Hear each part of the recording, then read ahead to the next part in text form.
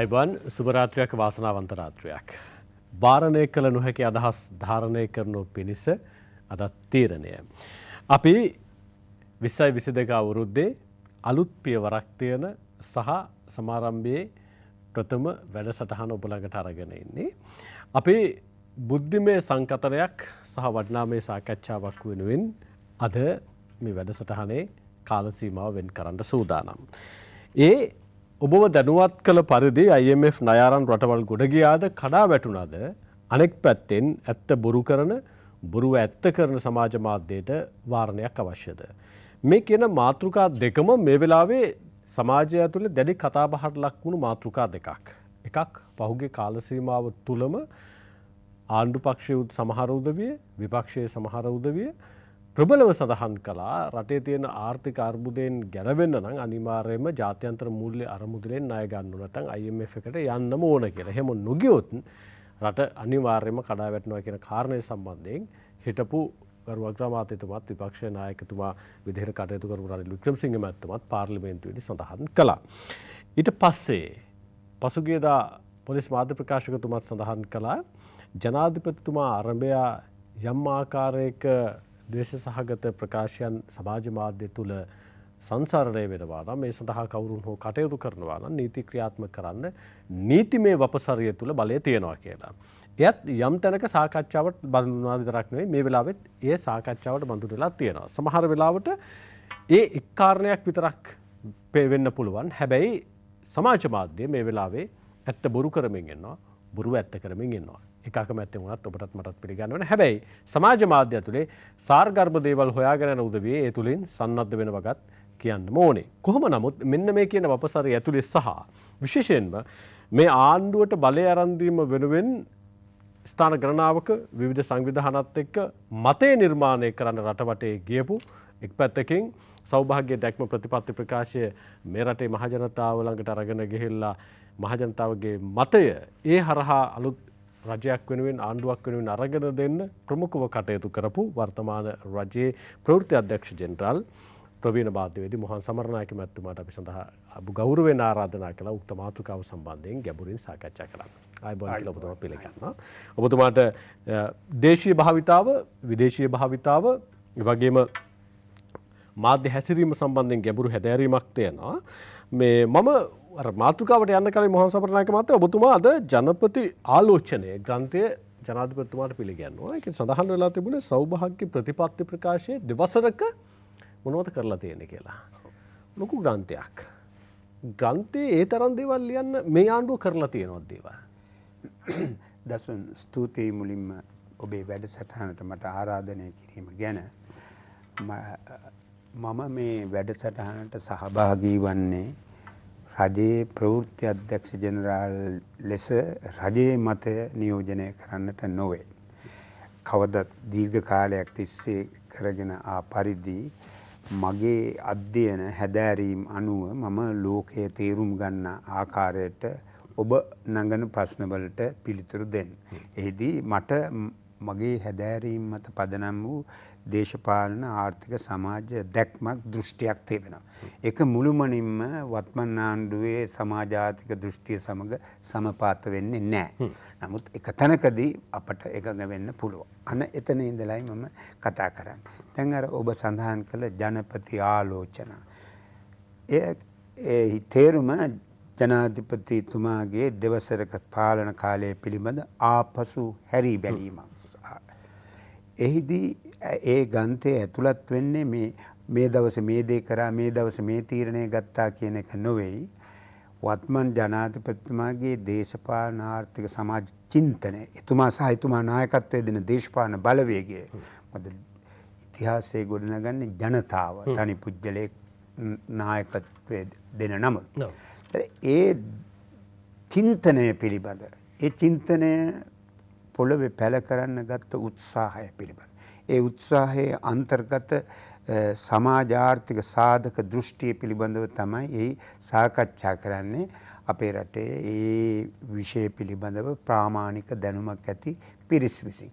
නිදර්ශනයක් ලෙස එහි තිබෙනවා වත්මන් ආණ්ඩුව අධ්‍යාපනයේ ඇති කිරීමට අපේක්ෂා කරන ප්‍රතිසංස්කරණ ගැන ගැඹුරු හැදෑරීමයි. එය ලියා තිබෙන්නේ වත්මන් අධ්‍යාපන අමාත්‍ය ලේකම්වරයා, ඔහු මහාචාර්යවරයෙක්. මේක අපේ අවධානයට ලක්විය යුතු කරුණක්. ඒ කියන්නේ ඔබතුමා මේ ජනපති ආලෝචනය ඇතුළේ ලියලා තියෙන කරන්න ඕන දේවල්ද?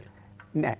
ඒ කරන්න කිරීමට සැලසුම් කර තිබෙන සහ කරමින් තිබෙන ක්‍රියාදාමයන් පදනම් වන දේශපාලන ආර්ථික චින්තන ඒ ක්‍රියාමාර්ග වැඩසටහන් පිළිබඳව තමයි ඇතුළත් වෙන්නේ. කවුරු හරි ඇහුවොත් එimhe ඔබතුමාට ජනපති ආලෝචන ග්‍රන්ථය ඇතුලේ කරපු දෙයක් ලියන්න තිබ්බද කියලා තිබ්බද දෙයක්? මෙන්න මේක තමයි අපි මුහුණ පාන ප්‍රශ්නය. මම ඒ ග්‍රන්ථයට පෙරවදන ලියා තිබෙනවා කෙටි. වත්මන් රජයේ කිසිවක් කළේ නැහැ කියන දෘෂ්ටියේ සමාජගත කරන්න මේ රජය පෙරලා දාලා බලයට එන්න උත්සාහ කරන බලවේග වල ඉලක්කයක් වී තිබෙනවා. කරපු දේවල් තියෙනවා. අපි එකක් ගනිමු. 2019 දෙසැම්බර් මාසෙදී චීනයේ හූබේ ප්‍රාන්තයේ වුහාන් නගරයෙන් වෛරසයක් මතුවෙනවා. ඒකට කිව්වා නව කොරෝනා වෛරසය. පස්සේ COVID-19.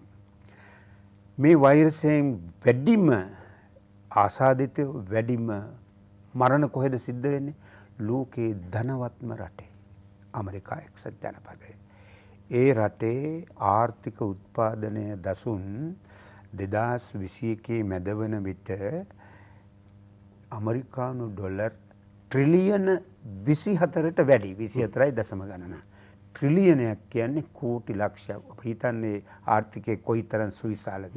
නමුත් ඔවුන්ට අදත් දිනපතා දහස් සංඛ්‍යාත පිරිසක් ආසාදනය වෙනවා. මේ වසංගතය මේ වන විට තුරන් කරලා නැහැ ශ්‍රී ලංකාව. තවමත් අවදානම් සහගතයි. නමුත් පාලනය කළ හැකි තැනකට පැමිණ තිබෙනවා. ඒක දිව්‍යමය හාස්කමකින් එහෙම නැත්නම් යම් ඉන්ද්‍රජාලයකින් උනා නෙවෙයි. වැරදීම්, පසුබැසීම්, අත්හැරීම් සහිත නමුත් දැනුවත් ක්‍රියාමාර්ගයක කැපවීමෙන් යුතු ක්‍රියාමාර්ගයක ප්‍රතිඵලයක්. දසුන් මේ කොරෝනා වෛරසය ඇති වෙලා යම් මාස ගණනාවක් ගියා. ඒ සඳහා එන්නතක් නිපදවන්න. ඒ නිපද වූ එන්නතෙන් ඇතැම් රටවලට අප්‍රිකානු මහද්වීපයේ දුප්පත්ම රටවලට ලැබිලා තියෙන ඉතාම සුළු ප්‍රතිශතයක්. මට මතක විදිහට ගිය වසරේ සැප්තැම්බර් මාසේ The Economist සංග්‍රහයේ කියනවා ලෝපුරා නිෂ්පාදනය කළ එන්නත් මාත්‍රා හැම වර්ගයකම එන්නත් මාත්‍රා වලින් ලෝකයේ දිලිඳුම රටවල් 10ට ලැබිලා තියෙන්නේ 0.04යි. එහෙම තිබෙද්දී බ්‍රිතාන්‍යය, ඇමරිකාව වැනි රටවල්, ප්‍රංශය වැනි රටවල මිලියන ගණන මිලියන 100 ගණනින් එන්නත් මාත්‍රා ගොඩ ගහගත්තා. එතන මේ අඩු අපේ රට ආර්ථික වශයෙන් වර්ග කරනවානේ. එක වර්ගීකරණයක් තමයි අඩු ආදායම් රටවල් ලෝක බැංකුවේ හැටියට low income countries. ඊට පස්සේ තියෙනවා දෙවෙනි කාණ්ඩය middle income countries. මැදි එකේ තියෙනවා කොටස් දෙකක්. පහළ මැදි, ඉහළ මැදි. අප යම් වෙලාවක පහළ මැදි ආදායම් බ්‍රැකට් එකට වරහනට ඇතුළත් වෙලා හිටියා. එවැනි රටක් තමයි මේ ලෝකයේ නිෂ්පාදනය කළ එන්නත් වලින් තමන්ගේ ජනගහනයට ප්‍රමාණවත් එන්නත් සපයා ගන්න සමත් වුණේ. ඒක අහසින් වැටුණා නෙවෙයිනේ. ඒක ජයක් තමයි. දැන් අපේ රටේ විවාදයක් තියෙනවා මේ රාජ්‍යාංශයේ විශාල වැඩි කියලා. මමත් හිතනවා ඒක පිළිබඳ බරපතල ලෙස සාකච්ඡා කළ යුතු තිබෙනවා. ඒ විශාලත්වය විතර නෙවෙයි කාර්යක්ෂමතාව සහ ඵලදායීතාව. නමුත් දැන් මේ රජයේ බලයට එන විට 60,000කට ආසන්න උපාධිධාරීන් වසර ගණනාවක් රැකියා නැතුව පොලිමේ රැකියා පොලිමේ හිටිය පෙළපාලි කියා ගුටි කෑවා බැටන් ප්‍රහාර වලට ලක් වුණා. විශාල පිරිසකට මේ දැන් මේ දවස්වල ඔවුන්ට ස්ථිරපත් වීම ලැබෙනවා. දැන් මේක අයවැයට බරක්. නමුත් ඒකම ඒකේ අනික් පැත්ත මේ කවුද මේ උපාධිධාරීන්? මොවුන් තරුණ වයසේ ඉන්න අය. ඔවුන්ට ජීවිතයක් තියෙනවා, අපේක්ෂාවක් තියෙනවා. ඔවුන් ජීවත් විය යුතු නැද්ද? දැනට ආර්ථිකයේ ජාතික නිෂ්පාදන ආර්ථිකයක් බවට පරිවර්තනය කරලා රැකියා උත්පාදනය වැඩි කරනකම් ඔවුන් බලා සිටිය යුතුද? මේව තමයි කළ වැඩ. ඒ විතර නෙමෙයි වත්මන් ජනාධිපතිවරයා බලයට පැමිණීමෙන් පස්සේ අලුත් දේශපාලන සංස්කෘතියක් හඳුන්වා දුන්නා. ඒක 100% සාර්ථක වුණේ නැති වුණාට බොහෝ ලක්ෂණවල තිබෙනවා අපි ඔය ප්‍රජාතන්ත්‍රවාදයේ යහපාලනය ලිබරල් මූලධර්ම ගැන කතා කරන අය අරමුණු කරගත් ලක්ෂණ රාශියක් තිබෙනවා. එතුමා තමන්ගේ කාර්යාලයේ වියදම් විශාල ලෙස කපා හැරියා. මේක ආදර්ශයක් නොවේද? තමන්ගේ ඥාතීන්ගෙන් ජනාධිපති කාර්යාලය පිරවීම ක්‍රමය අවසන් කළා. වාහන භාවිතයේ බොහෝ සෙයින් පාලනය කළා. මේ සියල්ල සිදුවෙන්නේ මම කිසිසේත් කියන්නේ මේක පරිපූර්ණයි කියලා. නමුත් අපි මේ ඉන්න මොහොතේ අවදියේ ඇති සමග සසඳන විට බෙහෙවින් යහපත් ක්‍රියාමාර්ග හඳුන්වා දීලා තිනවා. ඒවා යම් ප්‍රමාණයකට පළපෙදියම් කරලා තිබෙනවා. දැන් මොහොත් සමරණගේ පැතුමෙන් දැන් ඔබතුමා සඳහන් කරන විදිහට හරිය. සාධනීය පියවර රැසක් තියෙනවා. බොහෝ වෙලාවට විරුද්ධ පාක්ෂිකයන් ආණ්ඩුවට එරෙහිව මතය නිර්මාණය කරන උදවිය සඳහන් කරන්නේ වැඩිපුරම තියෙන අසාර්ථක වීම. වැඩිපුරම තියෙන වැරදීම්. සුසිල් ප්‍රේමජයන්ත් හිටපු රාජ්‍ය ඇමතිවරයා දිල්කඳ පොළට ගිහිල්ලා කියන්නේ ඔය කතාවම තමයි. ජනපති ආලෝචනය ඇතුළේ ඔබතුමා දැකපු විවේචන මොනවද? ඒ ගන්තය ඇතුළේ අපි විවේචන නෙවෙයි කරන්නේ. මේව පිළිබඳ මැදහත් විවරණය. නෑ සමාජය කරන විවේචන ඔබතුමාලා දැක්කේ කොහොමද? සමාජයේ දකින විවේචනවලදී ඒක අපි සමබරව හිතමු. විවේචනය කරන්න හේතු ගණනාවකුත් තියෙනවා. මම ඒකයි අර මගේ පසුගිය කෙටි හැඳින්වීමේදී කිව්වේ වැරදීම්, අත්හැරීම්, පසුබැසීම් පැහැදිලිවම තිබෙනවා. දැන් මේ රජයේ බලයටපත් වෙන්නේ දැවැන්ත සමාජ බලවේගයක උවමනාවට මෙහෙයීමෙන්. ඒ සමාජ බලවේගය නියෝජනය කළ යම් මතවාදයක්, දෘෂ්ටියක්, ආර්ථික සමාජ මාදිලියක් තිබුණා. නමුත් බලයට පැමිණීමෙන් පසුව එය ගොනු කළ ඒකාබද්ධ ලෙස ක්‍රියාවට නැංවීමට අසමත් වී තිබෙනවා සැලකිය යුතු ප්‍රමාණයකට. ඒක අඩුවක්. ඒ නිසා ඇති වූ විවේචන තියෙනවා. ඇතැම් විට බොහෝ තනතුරු වලට කරපු පත්වීම් පිළිබඳව නැවත ප්‍රශ්න කළ යුතුව තිබෙනවා. හදිසියේ ගත්ත ඇතැම් තීරණ ගැන ප්‍රශ්න කළ යුතුව තිබෙනවා. එසේ තිබෙන අතරම අපි තේරුම් ගත යුතුයි මේ රජය පාලනය පෙරලා දැමීම සඳහා දැවැන්ත බලවේගයක් ක්‍රියාත්මක වෙමින් තිබෙනවා. ඒ බලවේගය සෑම දෙයකම දකින්නේ වරදක්, අවුලක්. මම නිදර්ශනයක් දෙකක් දැන් සමහරවිට ඔබතුමාම සඳහන් කරන කාරණාව දැන් බලවේගයක් සූදානම්ෙන් ඉන්නවා ආණ්ඩු පෙරලන්න. බලවේගයක් සූදානම්ෙන් ඉන්නවා විවේචනය කරලා වැරදි චිත්‍රයක් සමාජය තුළ මවන්න. දැන් අනෙක් පැත්තෙන් ඒ වෙනුවෙන් අනුබලයකුත් දීලා තියෙනවා ආණ්ඩුව. ඔව්.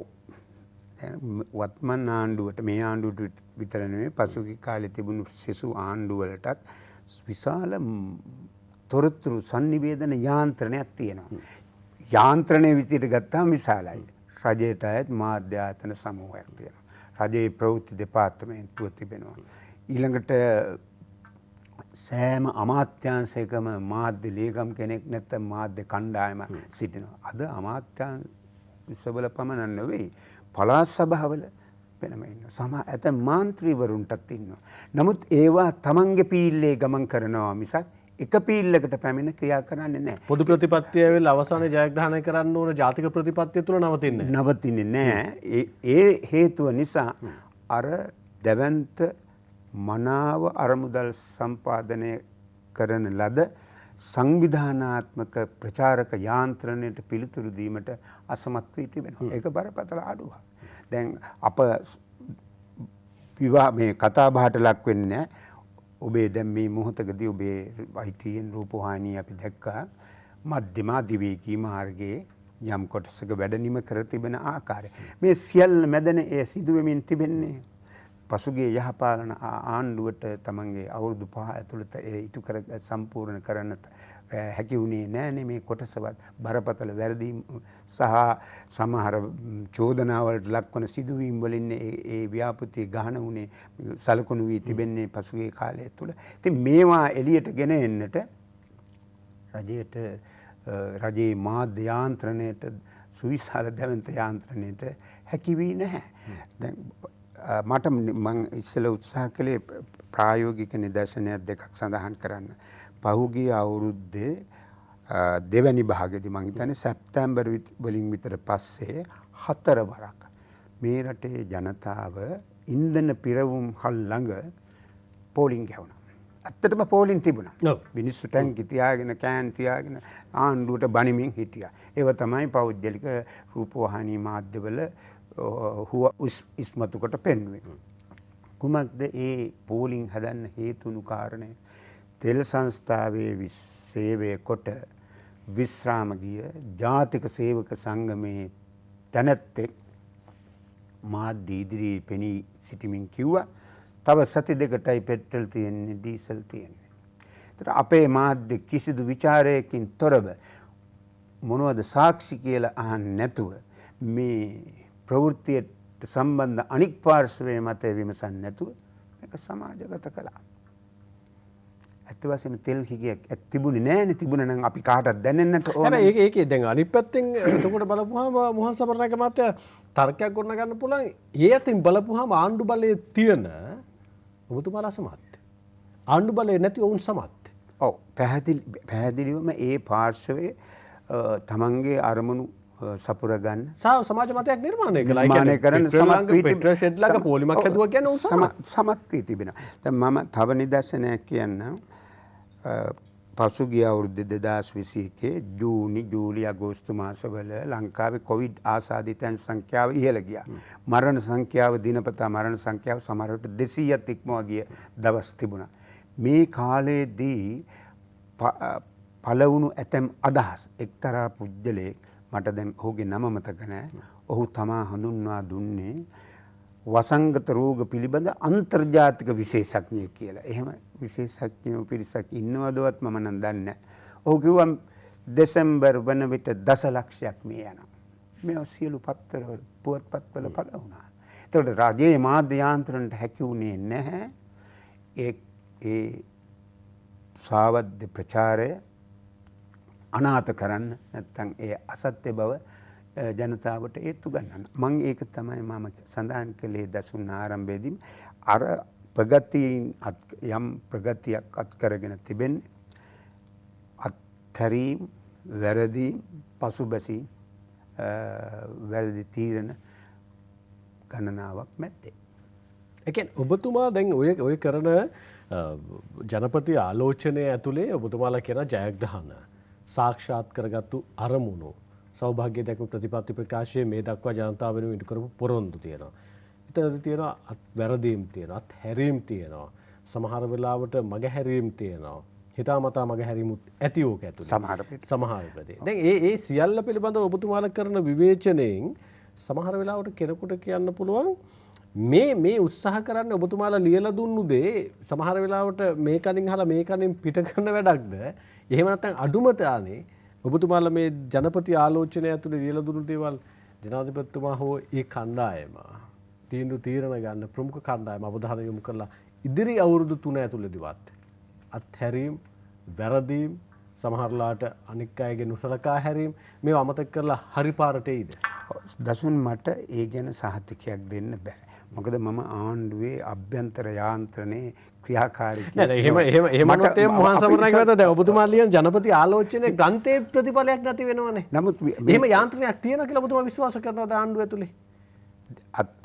වැරදීම් අත්හැරීම් වලින් පාඩම් ඉගෙන ගනීවි කියලා අපේක්ෂා කරනවා. එතම ජනපති ආලෝචනය කෙරෙන්නේ මම ආරම්භයේදීම කී පරිදි සෞභාග්‍යයේ දැක්ම ප්‍රතිපත්ති ප්‍රකාශනය සහ ඒ මත පදනම් සැලසුම් කර ඇති ක්‍රියාමාර්ග පිටුපස තියෙන සමාජ ආර්ථික දැක්ම දෘෂ්ටිය ඒ පිළිබඳ විවරණයක් පැහැදිලි කිරීම.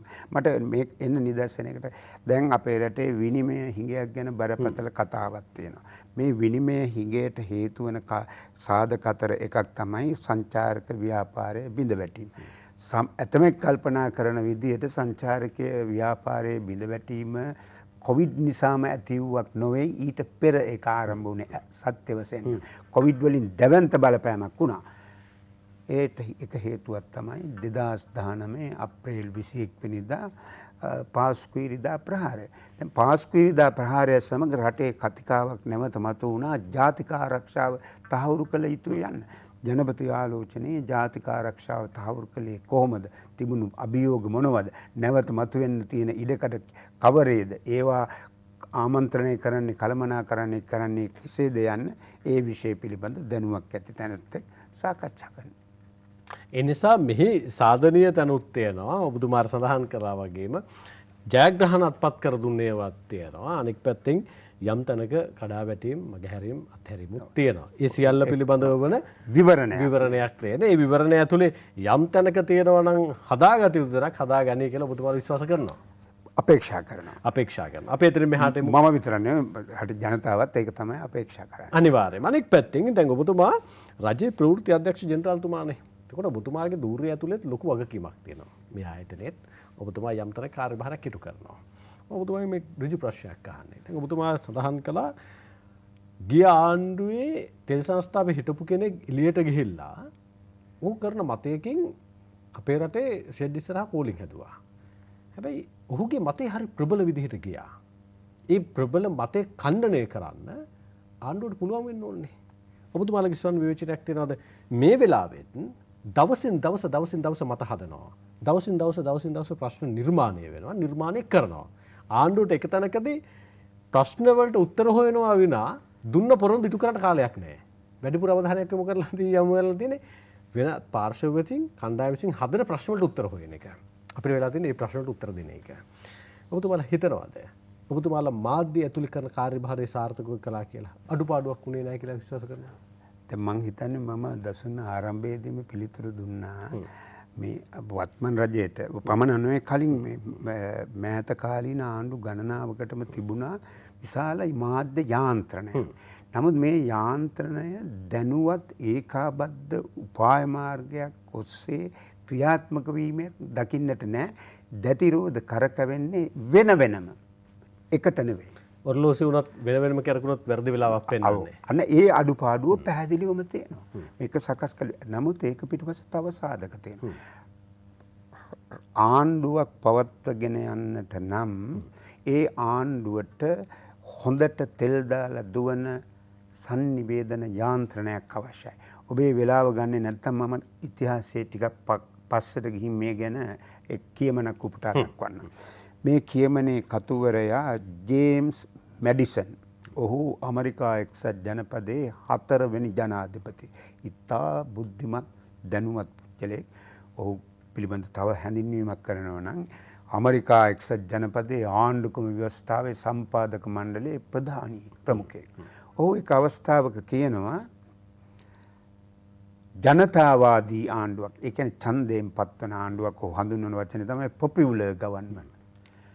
ආණ්ඩුවකට popular information system එකක් නැත්තම් ජනතා sannivedana තොරතුරු යාන්ත්‍රණයක් නැත්තම් ඒ ආණ්ඩුව විගඩමක් නැත්තම් ඛේදවාචකයක් එහෙම නැත්තම් ඒ දෙකම කියලා. ඉතින් පැහැදිලිනේ ආණ්ඩුවකට මාධ්‍ය යාන්ත්‍රණයේ තියෙන වැදගත්කම. නමුත් මේ දැනට බලයේ සිටින ආණ්ඩුවේ පිළම නියෝජනය කරන පසුගිය කාලවල ආණ්ඩුව විසින් තමන්ගේම රාජ්‍ය මාධ්‍ය යාන්ත්‍රණය දුබල වෙන්න ඉඩ හැරියා. දුබල කරලා දැම්මා. වෙනත් මතවාද වලින් මම හිතන්නේ නොමග යාමේ. රාජ්‍ය මාධ්‍ය ආයතනවල අඩුපාඩු දූෂණ අක්‍රමිකතා ඵලදායිතාව ප්‍රශස්ත නොවීම වැනි අඩුපාඩු තිබුණා නම් කල යුතුව තිබෙන්නේ එය නිවැරදි කිරීම. නමුත් ඒ වෙනුවට ඒවා අභාවයට යන්නට ඒ බලයේ සිටි ආණ්ඩු විසින්ම ඔහේ බලන් හිටියා. සියල්ල හොඳින් සිදුවන තාක්කල් හොඳයි. අරුබුදය ආවහම පිහිට වෙන්න කෙනෙක් නැහැ. ඔබතුමාට ප්‍රශ්නයක් තේරෙනවා? ඒ ප්‍රශ්නට මම විශ්වාස කරනවා ගැඹුරින් උත්තරයකුත් ඔබතුමාට තේරෙනවා. ඒක ඔබේ තීරණය විනිශ්චය දසුන්. මම දකින්නේ මේ ආකාරයට. දැන් අපේ නිදර්ශන අපි ගනිමු ලංකාවේ රූපවාහිනී මාධ්‍ය නම නොකිය. ප්‍රබල විදිහට ජනතාව අතරට ගිය මාධ්‍ය ආයතන දෙකක්ම තියෙනවනේ ආණ්ඩුවට. නමුත් මේ මාධ්‍ය ආයතන දෙකම ක්‍රමානුකූලව පහුගිය කාලේ මුළුමනින්ම බිඳ වැටුණ කියලා මම කියන්නේ. පරිහානියට ගියේ නැද්ද? ඒත් වටා රැස් වෙන ජන සංඛ්‍යාව අඩු වුණේ නැද්ද? දැන් ඒ අඩුවීම් වලට ආණ්ඩු විසින්ම කරන ලද ආණ්ඩු විශ්වාස කළා අපි ලිබරල් අපි පෞද්ගලික මාධ්‍යයට සම්පූර්ණ ඉඩකඩ දෙමු. නමුත් පෞද්ගලික මාධ්‍යයට පෞද්ගලික ව්‍යාපාරවලට ඒගොල්ලන්ගේ න්‍යාය පත්‍රයක් තියෙනවා.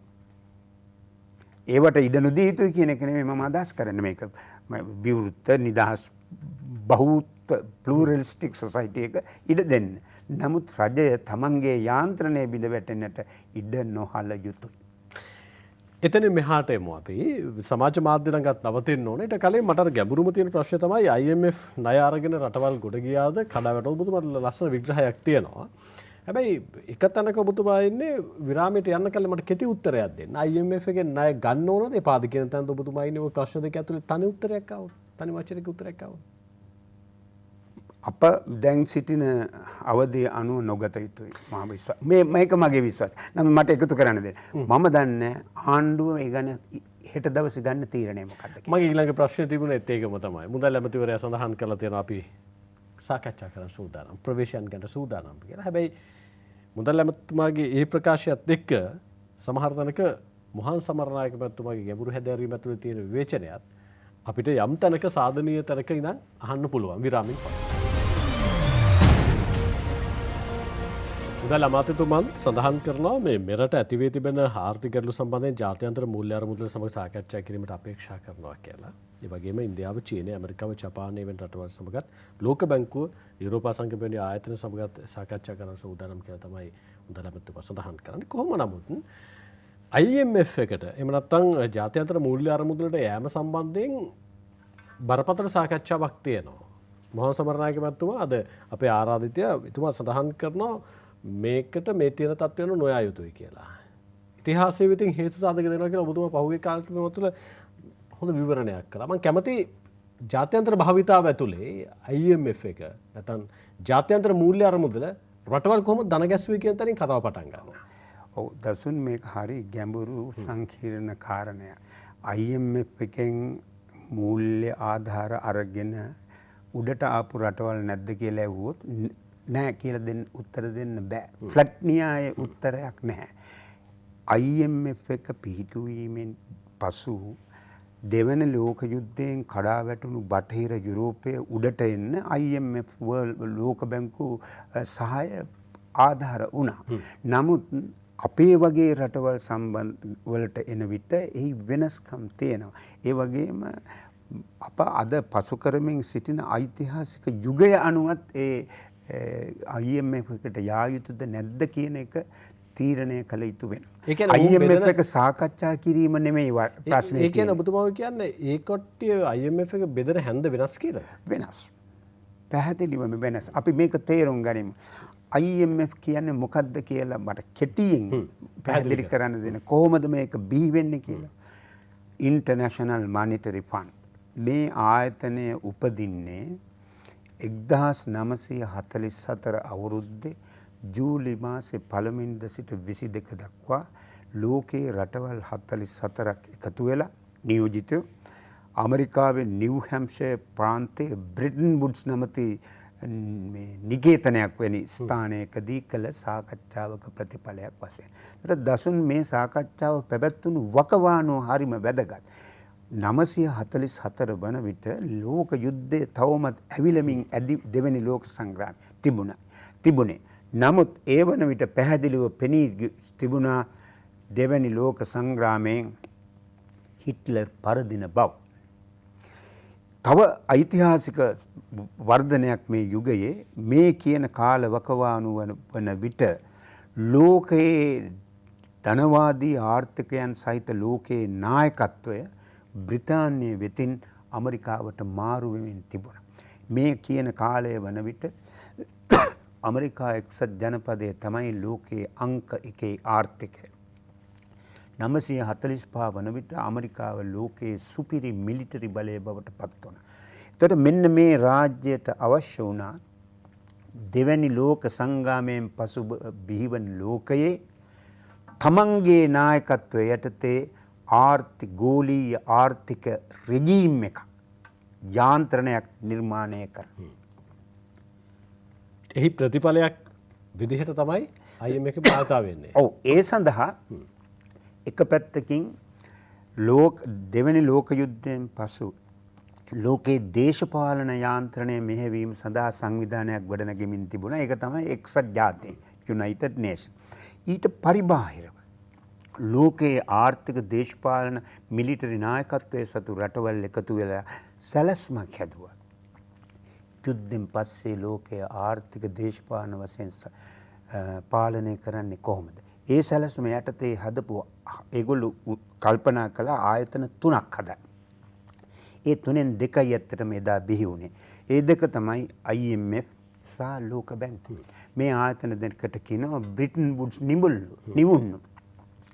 ඒ ආයතනය බිහි වෙන්නේම අපට උදව් කරන්න නොවේ. එය නිර්මාණය කරන විට ඊට සහභාගී වූ ප්‍රධාන රටවල් දෙක නායකත්වය දුන්නු එක්සත් ජනපදයේ සහ බ්‍රිතාන්‍ය. ඒ වන විට අපේ රටවල් යටත් විජිත. අපේ රටවල් ගැන ඒ බ්‍රිටන් වුඩ්ස් සාකච්ඡාවේදී සඳහනක් පවා කෙරුණේ බොහෝම අඩුයි. ඒතර ඒ අයට අවශ්‍ය වුණේ ගෝලීය ආර්ථික ආණ්ඩුවක් රෙජීමයක් හදන්න. ඒතකොට ඒ රෙජීමේ අරමුණක් තමයි යුද්ධයෙන් විනාශ වූ බටහිර යුරෝපීය රටවල් නැවත පුනරුත්ථාපනය කිරීම සහ තමන්ට අහිමිව ගිය යටත් විජිත තවදුරටත් තමන්ගේ ආර්ථික ගහණය පවත්වා ගැනීම. තව ඊළඟ කාරණයක් දසුන් 1991 වෙනකන් IMF World Bank වැනි ආයතනවලට ලෝකයේ පාලනය කරන ඇමරිකාව බ්‍රිතාන්‍ය වැනි රටවලට තමන්ගේ හිතුමතයට වැඩ කළ හැකි පරිසරයක් එදා තිබුණේ නැහැ. ඒකට අභියෝගයක් තිබුණා. ඒ අභියෝගය තමයි සෝවියට් දේශයේ ප්‍රමුඛ සමාජවාදී රාජ්‍ය පද්ධතිය. එදා IMF රටවල් වලට ණය අරමුදල් දෙන විට ඔවුන්ගේ අරමුණ උනේ ඒ ණය හෝ මූල්‍යාධාර ලබන රට තමන්ගේ ආර්ථික කක්ෂය ඇතුළට ඇතුළත් කර ගැනීම. නැත්නම් බලවත් ධනවත් රටවල් සතු ප්‍රාග්ධන අතිරික්තය ආයෝජනය කිරීමට තැනක් සොයා ගැනීම. නමුත් එදා ඔවුන් ඊටාම දැඩි කොන්දේසි පැනවීමට පරිස්සම් වුණ පැනවීමේදී මන්ද එදා එහෙම කළා නම් ඒ රටවල් අර සමාජවාදී කඳවුරට ඇදී යයි කියන බිය තිබුණා. අද 991 දී සෝවියට් දේශයේ බිඳ වැටීමෙන් පස්සේ අධිපතිවාදී ලෝක රටාව මුළු ලෝකයේම තමන්ගේ ග්‍රහණයට ගැනීමේ උත්සාහයක් ආරම්භ කළා. අන්න ඒ සන්දර්භය ඇතුලේ අප වගේ රටක් IMF අරමුදලින් උදව් ගන්නවා නම් සාකච්ඡා කිරීම නෙමෙයි වරද. ඒ උදව්වල ස්වභාවය සහ උදව් දෙන්න පනවන කොන්දේසි මොනවද? කොන්දේසි වට්ටෝරුවක් තියෙනවා. දැන් අපි මොනවා වුණත් මහා සමරකමතේ අපි IMF එකේ නෑ අරන් තියෙනවා. අරන් තියෙනවා. අපි අරන් තියෙනවා. මම දැක්ක මෑතකදී ලංකාවේ ප්‍රකට ආර්ථික විද්‍යා මහාචාර්යවරයෙක් පළ කළ අදහස් සමූහයක් සිංහල පුවත්පතක පළ වී තිබුණා. ඔහු කියනවා IMF ලිපියේ හෙඩිම මාතෘකාව ආර්ථික ව්‍යාධියට එකම පිළියම. ඒ තමයි IMF එකට යන එක. මට නම් ඒ ගැන බරපතල ප්‍රශ්න තියෙනවා එකම පිළියමද කියන එක. ඊළඟට ඒ ලිපියේ ඔහු සඳහන් කරනවා IMF රකුසෙක් නොවේ. IMF වගේ ආයතන තියෙන අපිට උදව් කරන්න තමයි කියලා. ඒ සියල්ලම ප්‍රශ්නකාරී මම පැහැදිලි කරා. අනික් පැත්තෙන් දැන් ඔබතුමා සඳහන් කරනවා නම් IMF එකට මේ වෙලාවේ යන්න එපා කියලා. මොකද්ද තියෙන හේතුව යන්න එපා කියලා කියන්නේ? ඒක තමයි මම කලින් කියන්න උත්සාහ කළේ. දැන් තව කරුණක් කියන්න ඕන මේ මෑතකදී මේ වත්මන් ආණ්ඩුවේම සමාජිකයෙක්. ඔහු කලින් ඇමතිවරයෙක්. ඔහු කියනවා අපි ස්ටැබිලයිස් වෙන්න නම් IMF එකට යන්න ඕන කියලා. ඒ මතය දරන පිරිස් මේක ඇතුලේ ඉන්නවා. ඒක තමයි මම ඔබට කීවේ දසුන් මට සහතිකයක් නැහැ. ආණ්ඩුව ඊළඟට මොනවද කරන්න කියන්නේ. නමුත් එහිදී සලකා බැලිය යුතුයි අපි අදහස් කරන කරුණු කීපයක් අපට කියන්න පුළුවන්. IMF එක රටකට ගෙවුම් ශේෂ අර්බුද ණය බරින් නිදහස් වීම සඳහා උදව් කරන්නේ කොන්දේසි සමූහයක් යටතේ. ඒ කොන්දේසි ක්‍රියාත්මක කරන විට බරපතල විදිහට ජනතාවට රිදෙනවා. ඒ කොන්දේසි වලින් එකක් තමයි ඔවුන් කියන්න බොහෝ දුරට ඉඩ තියෙනවා. වෙන රටවලට එහෙම වෙලා තියෙනවා. රුපියලේ විනිමය අනුපාතය යථාර්ථවාදී නැහැ. ඒ නිසා ඒක නිදහස් කරන්න. පීඩනයකින් තියාගෙන ඉන්නේ. ඔව් පීඩනයකින් නිදහස් තියන්නේ. ඔව්. ඩොලරයට 200 නෙමෙයි 240 කළුකොඩ වෙළඳ පොලේ යන මිලට යන්න දෙන්න. මොකද්ද ප්‍රතිඵලය? කාටද රිදෙන්නේ? ඊළඟට ඔවුන් කියනවා රජය ආර්ථික ක්‍රියාදාමයෙන් ඈත් වෙන්න, අයින් වෙන්න. රජයට තියෙන්නේ ආර්ථිකයේ හැසිරවීම සඳහා උදව් වීම පමණයි. ලිබරල් ප්‍රතිපත්ති කියන එක. ඔව් වෙළඳ පොළට ඉඩ දෙන්න සමාජය පාලනය කරන මේකට තමයි දසුන් ඔය දැන් සැලකියුතු කාලයක සිට අන්තර්ජාතික අධ්‍යයනවල විග්‍රහවලදී මේ නියෝලිබරලිසම් කියන්නේ. නියෝලිබරලිසම් කියන්නේ ඇත්තම ධනවාදයේ පැරණි සම්භාව්‍ය ධනවාදයේ නූතන අනුවාදය. මේ දෙක අතර බරපතල වෙනස්කම් තියෙනවා. ඊටාම කැපී පෙනෙන වෙනස තමයි පැරණි සම්භාව්‍ය ධනවාදයේදී රාජ්‍යයට කොටසක් තිබුණා. රජයේ ආර්ථිකයට මැදිහත් වෙන්න ඕන කෙනෙක්. දැන් 936 ජෝන් මේනාඩ් කේන්ස් මේ අදහස සමාජගත කළාම එක්තරා කාලයකදී ඒක පළල් පිළිගැනීමකට ලක් වුණා. අපේ වගේ රටවලත් ඒ ගුරු කොටගෙන තමයි ආර්ථික ක්‍රියාමාර්ග සකස් වුනේ. නියෝලිබරලිසම් වල කියන්නේ නැහැ. ආණ්ඩුව පැත්තකින් ඉන්න ඕන. රජය රාජ්‍යය ද ස්ටේට් පවා වෙළඳපොළ විසින් හසුරුවන්න ඕන කියන මතවාදයේ ඉන්නේ. විතරයි කරන්න ඕන. මෙන්න මේ වට්ටෝරුව. එතකොට සුබ සාධන වියදම් කපා හරින්නට ඕන. රජයේ දේපල රාජ්‍ය ව්‍යාපාර පෞද්ගලිකකරණය කරන්නට ඕන. විනිමය පාලනය අත්හරින්නට ඕන. විදේශ ප්‍රාග්ධනය ගලා ඒම සඳහා බොහෝ සෙයින් සීමා ලිහිල් කරන්න ඕන. කම්කරු නීති කප්පාදු කරන්නට ඕන. මේ වට්ටෝරුව ක්‍රියාත්මක කරන විට මිනිස්සුන්ට රිදෙනවා. මිනිස්සුන්ට රිදුනහම මොකද වෙන්නේ? කෝපයටපත් වෙනවා මිනිස්සු. පාරට එනවා. අරගල ඇති වෙනවා. දැන් මට අවසන් කරන්න 2002 දී ඔය IMF වට්ටෝරුව අනුගමනය කළ එක් රටකට අත් වූ ඉරණම රට ආජන්ටිනා. සති දෙකක් ඇතුළත ජනාධිපතිවරු 5 දෙනෙක් ආවා ගියා. ග්‍රීසියට මේක වුණා. ඉන්දුනීසියාවට මේ දේ වුණා. ඉන්දුනීසියාවේ ස්වර්තෝගේ පාලන සමයේදී IMF ලෝක බැංකුව ආධාර කියන්නේ ව්‍යාජ වචනයක්. ආධාර නෙමෙයි ඇත්තටම ඒව ණය. කොන්දේසි පටලවල තියෙන්නේ ඒව. ආධාර වශයෙන් ලැබෙන්නේ බොහොම සොච්චමයි මේ ඔය කියන අන්තර්ජාතික ආයතන වලින්. අවසානයේදී ඔබට මතක ඇති 90 ගණන් වලදී සුහාත්තෝට නිന്ദා සහගත විදියට ගෙදර යන්න වුණා. මුල් කාලේ ඔවුන්ගේ නව ලිබරල් වට්ටෝරුව අනුව ඉන්දුනීසියානු ආර්ථිකයේ වර්ධනයක් ඇති වුණා. ඒ වර්ධනය ඇති වෙන විට IMF, ටයිම් සංග්‍රහය, නිවුස්වීක්, ද ඉකොනොමිස්ට් මේ වගේ සංග්‍රහවල ඉන්දුනීසියාව හැඳින්වුවේ ආර්ථික ප්‍රාතිහාර්යයක්, ඉකොනොමික් මිරැකල් එක විදියට. නමුත් කඩා වැටෙන විට ඔවුන් ඒ ගැන විග්‍රහ කිරීමකින් තොරව නිහඬ වුණා අර සිදුවීම් පමණක් වාර්තා කරමින්. අප තේරුම් ගත යුතු අමිහිරි සත්‍යයක් IMF තනි ආයතනයක් විදියට අපි දකින නමුත් එය ලෝකය පාලනය කරන අධිපති දැවැන්ත යාන්ත්‍රණයේ එක දැතිරෝධයක්. අපි එතනත් කතා කරමු මේ පාලන හස්තයන් කාලයකද තියෙන කියන කාරණය. මම ඊට කලින් අර කොන්දේසි සම්බන්ධයෙන් කියන කාරණාවට එනවා. දැන් සමහර වෙලාවට IMF එක රටකට ණය දෙන්නේ උන්ට ගෙවන්න පුළුවන්.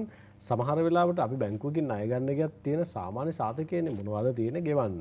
මොකද ක්‍රමවේදය. දැන් IMF එකෙන් අපිට ණය දීලා උන් කියනවා රට ණය ගන්නේ යම් අසාර්ථක වීමක් මත පදනම් වෙලානේ. එතකොට දෙන ණය පියවා ගැනීම වෙනුවෙන් උනුත් යම් කොන්දේසි දානවා. රාජ්‍ය අකාර්යක්ෂම වෙනවා නම් ආයතනයේ කාර්යක්ෂම පවත්වාගෙන යන්න. රාජ්‍ය අසාර්ථක වෙනවා නම් කළමනාකරණය කිරීම ඇතුලේ උන් උත්සාහ කරන කොන්දේසි මත ඒ කළමනාකරණය කිරීම කරන්න ආයතන ටික සාර්ථක කරගන්න.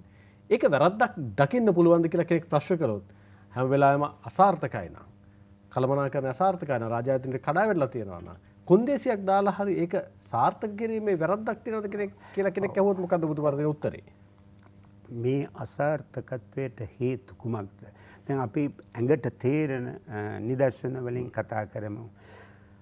අද බරපතල විනිමය හිඟයක් තිබෙනවා. ඒක රහසක් නොවේ. ඊටාම බරපතල. දැන් මේ ඊයේ පෙරේද වන විට අපේ විදේශ විනිමය සංචිත ඩොලර් බිලියන 1.5 දක්වා පහත වැටුණා. ඊටත් පහතට ගිය අවස්ථා තිබෙනවා.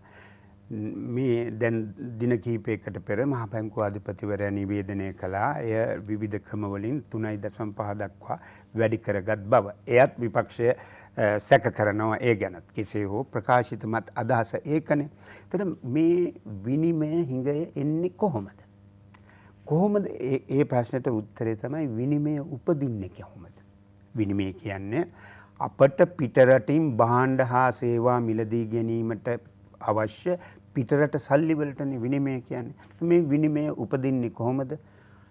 ප්‍රධානම දේ තමයි අපි භාණ්ඩ හා සේවා අපනයනය කරන්න ඕන, එක්ස්පෝර්ට් කරන්න ඕන. අප උපයා ගන්න විනිමය අපි වැය කරන්නේ ආනයන සඳහා, ආයාත සඳහා. අපට කනිජ තෙල් නැහැ. ඒ නිසා අනිවාර්යයෙන්ම අපට කනිජ තෙල් ගෙන එන්න වෙනවා. අපි මෝටර රථ හදන්නේ, බැර යන්ත්‍ර සූත්‍ර හදන්නේ, අපට ඒව ගෙන එන්න වෙනවා. අපට බොහෝ ඖෂධ ගෙන එන්න වෙනවා. ඒවා වළක්වන්න බෑ. දැන් රටකට පිළිවන් නම් තමන්ගේ භාණ්ඩ හා සේවා නිෂ්පාදනය වර්ධනය කොට අපනයන වැඩි කරන්න, එසේම තමන්ගේ රට තුළ නිෂ්පාදනය කළ හැකි දේ, වගා කළ හැකි දේ, නිෂ්පාදනය කළ හැකි දේ නිෂ්පාදනය කරමින්, වගා කළ හැකි දේ වගා කරමින් පිටරටින් ගෙන එන භාණ්ඩ හා සේවා ප්‍රමාණය අඩු කරන්න මේ පරතරය මේ තරම් විශාල වෙන්නේ නැහැ. ඊටාම පැහැදිලි කාරණේ. ඒක තමයි මම එන්න කියන්න හදන්නේ.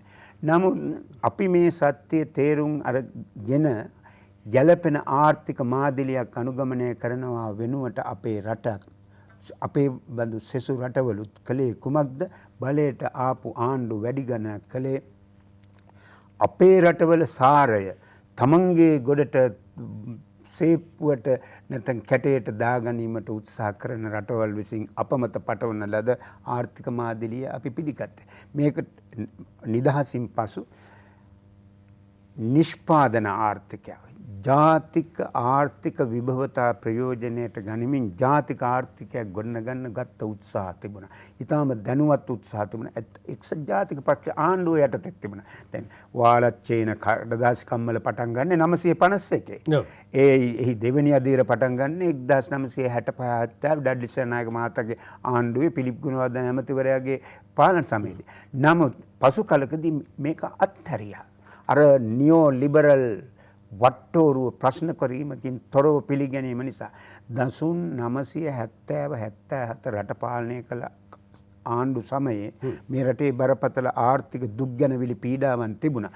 නමුත් ඒ එක්කම දැනුවත් ක්‍රියාමාර්ගයක් තිබුණා ප්‍රොඩක්ෂන් ඉකොනොමි එකට. වැඩි දුර යන්නට ඕනේ නැහැ. ඒ දවස්වල වේයන්ගොඩ, පූගොඩ, තුල්හිරිය, මින්නේරිය මේවායේ තිබුණා ඉහළ මට්ටමේ රෙදි කම්මල්. ඒ නිෂ්පාදන එදා දවසට සාපේක්ෂව ගුණාත්මක වශයෙන් සතුටුදායක මට්ටමක තිබුණා.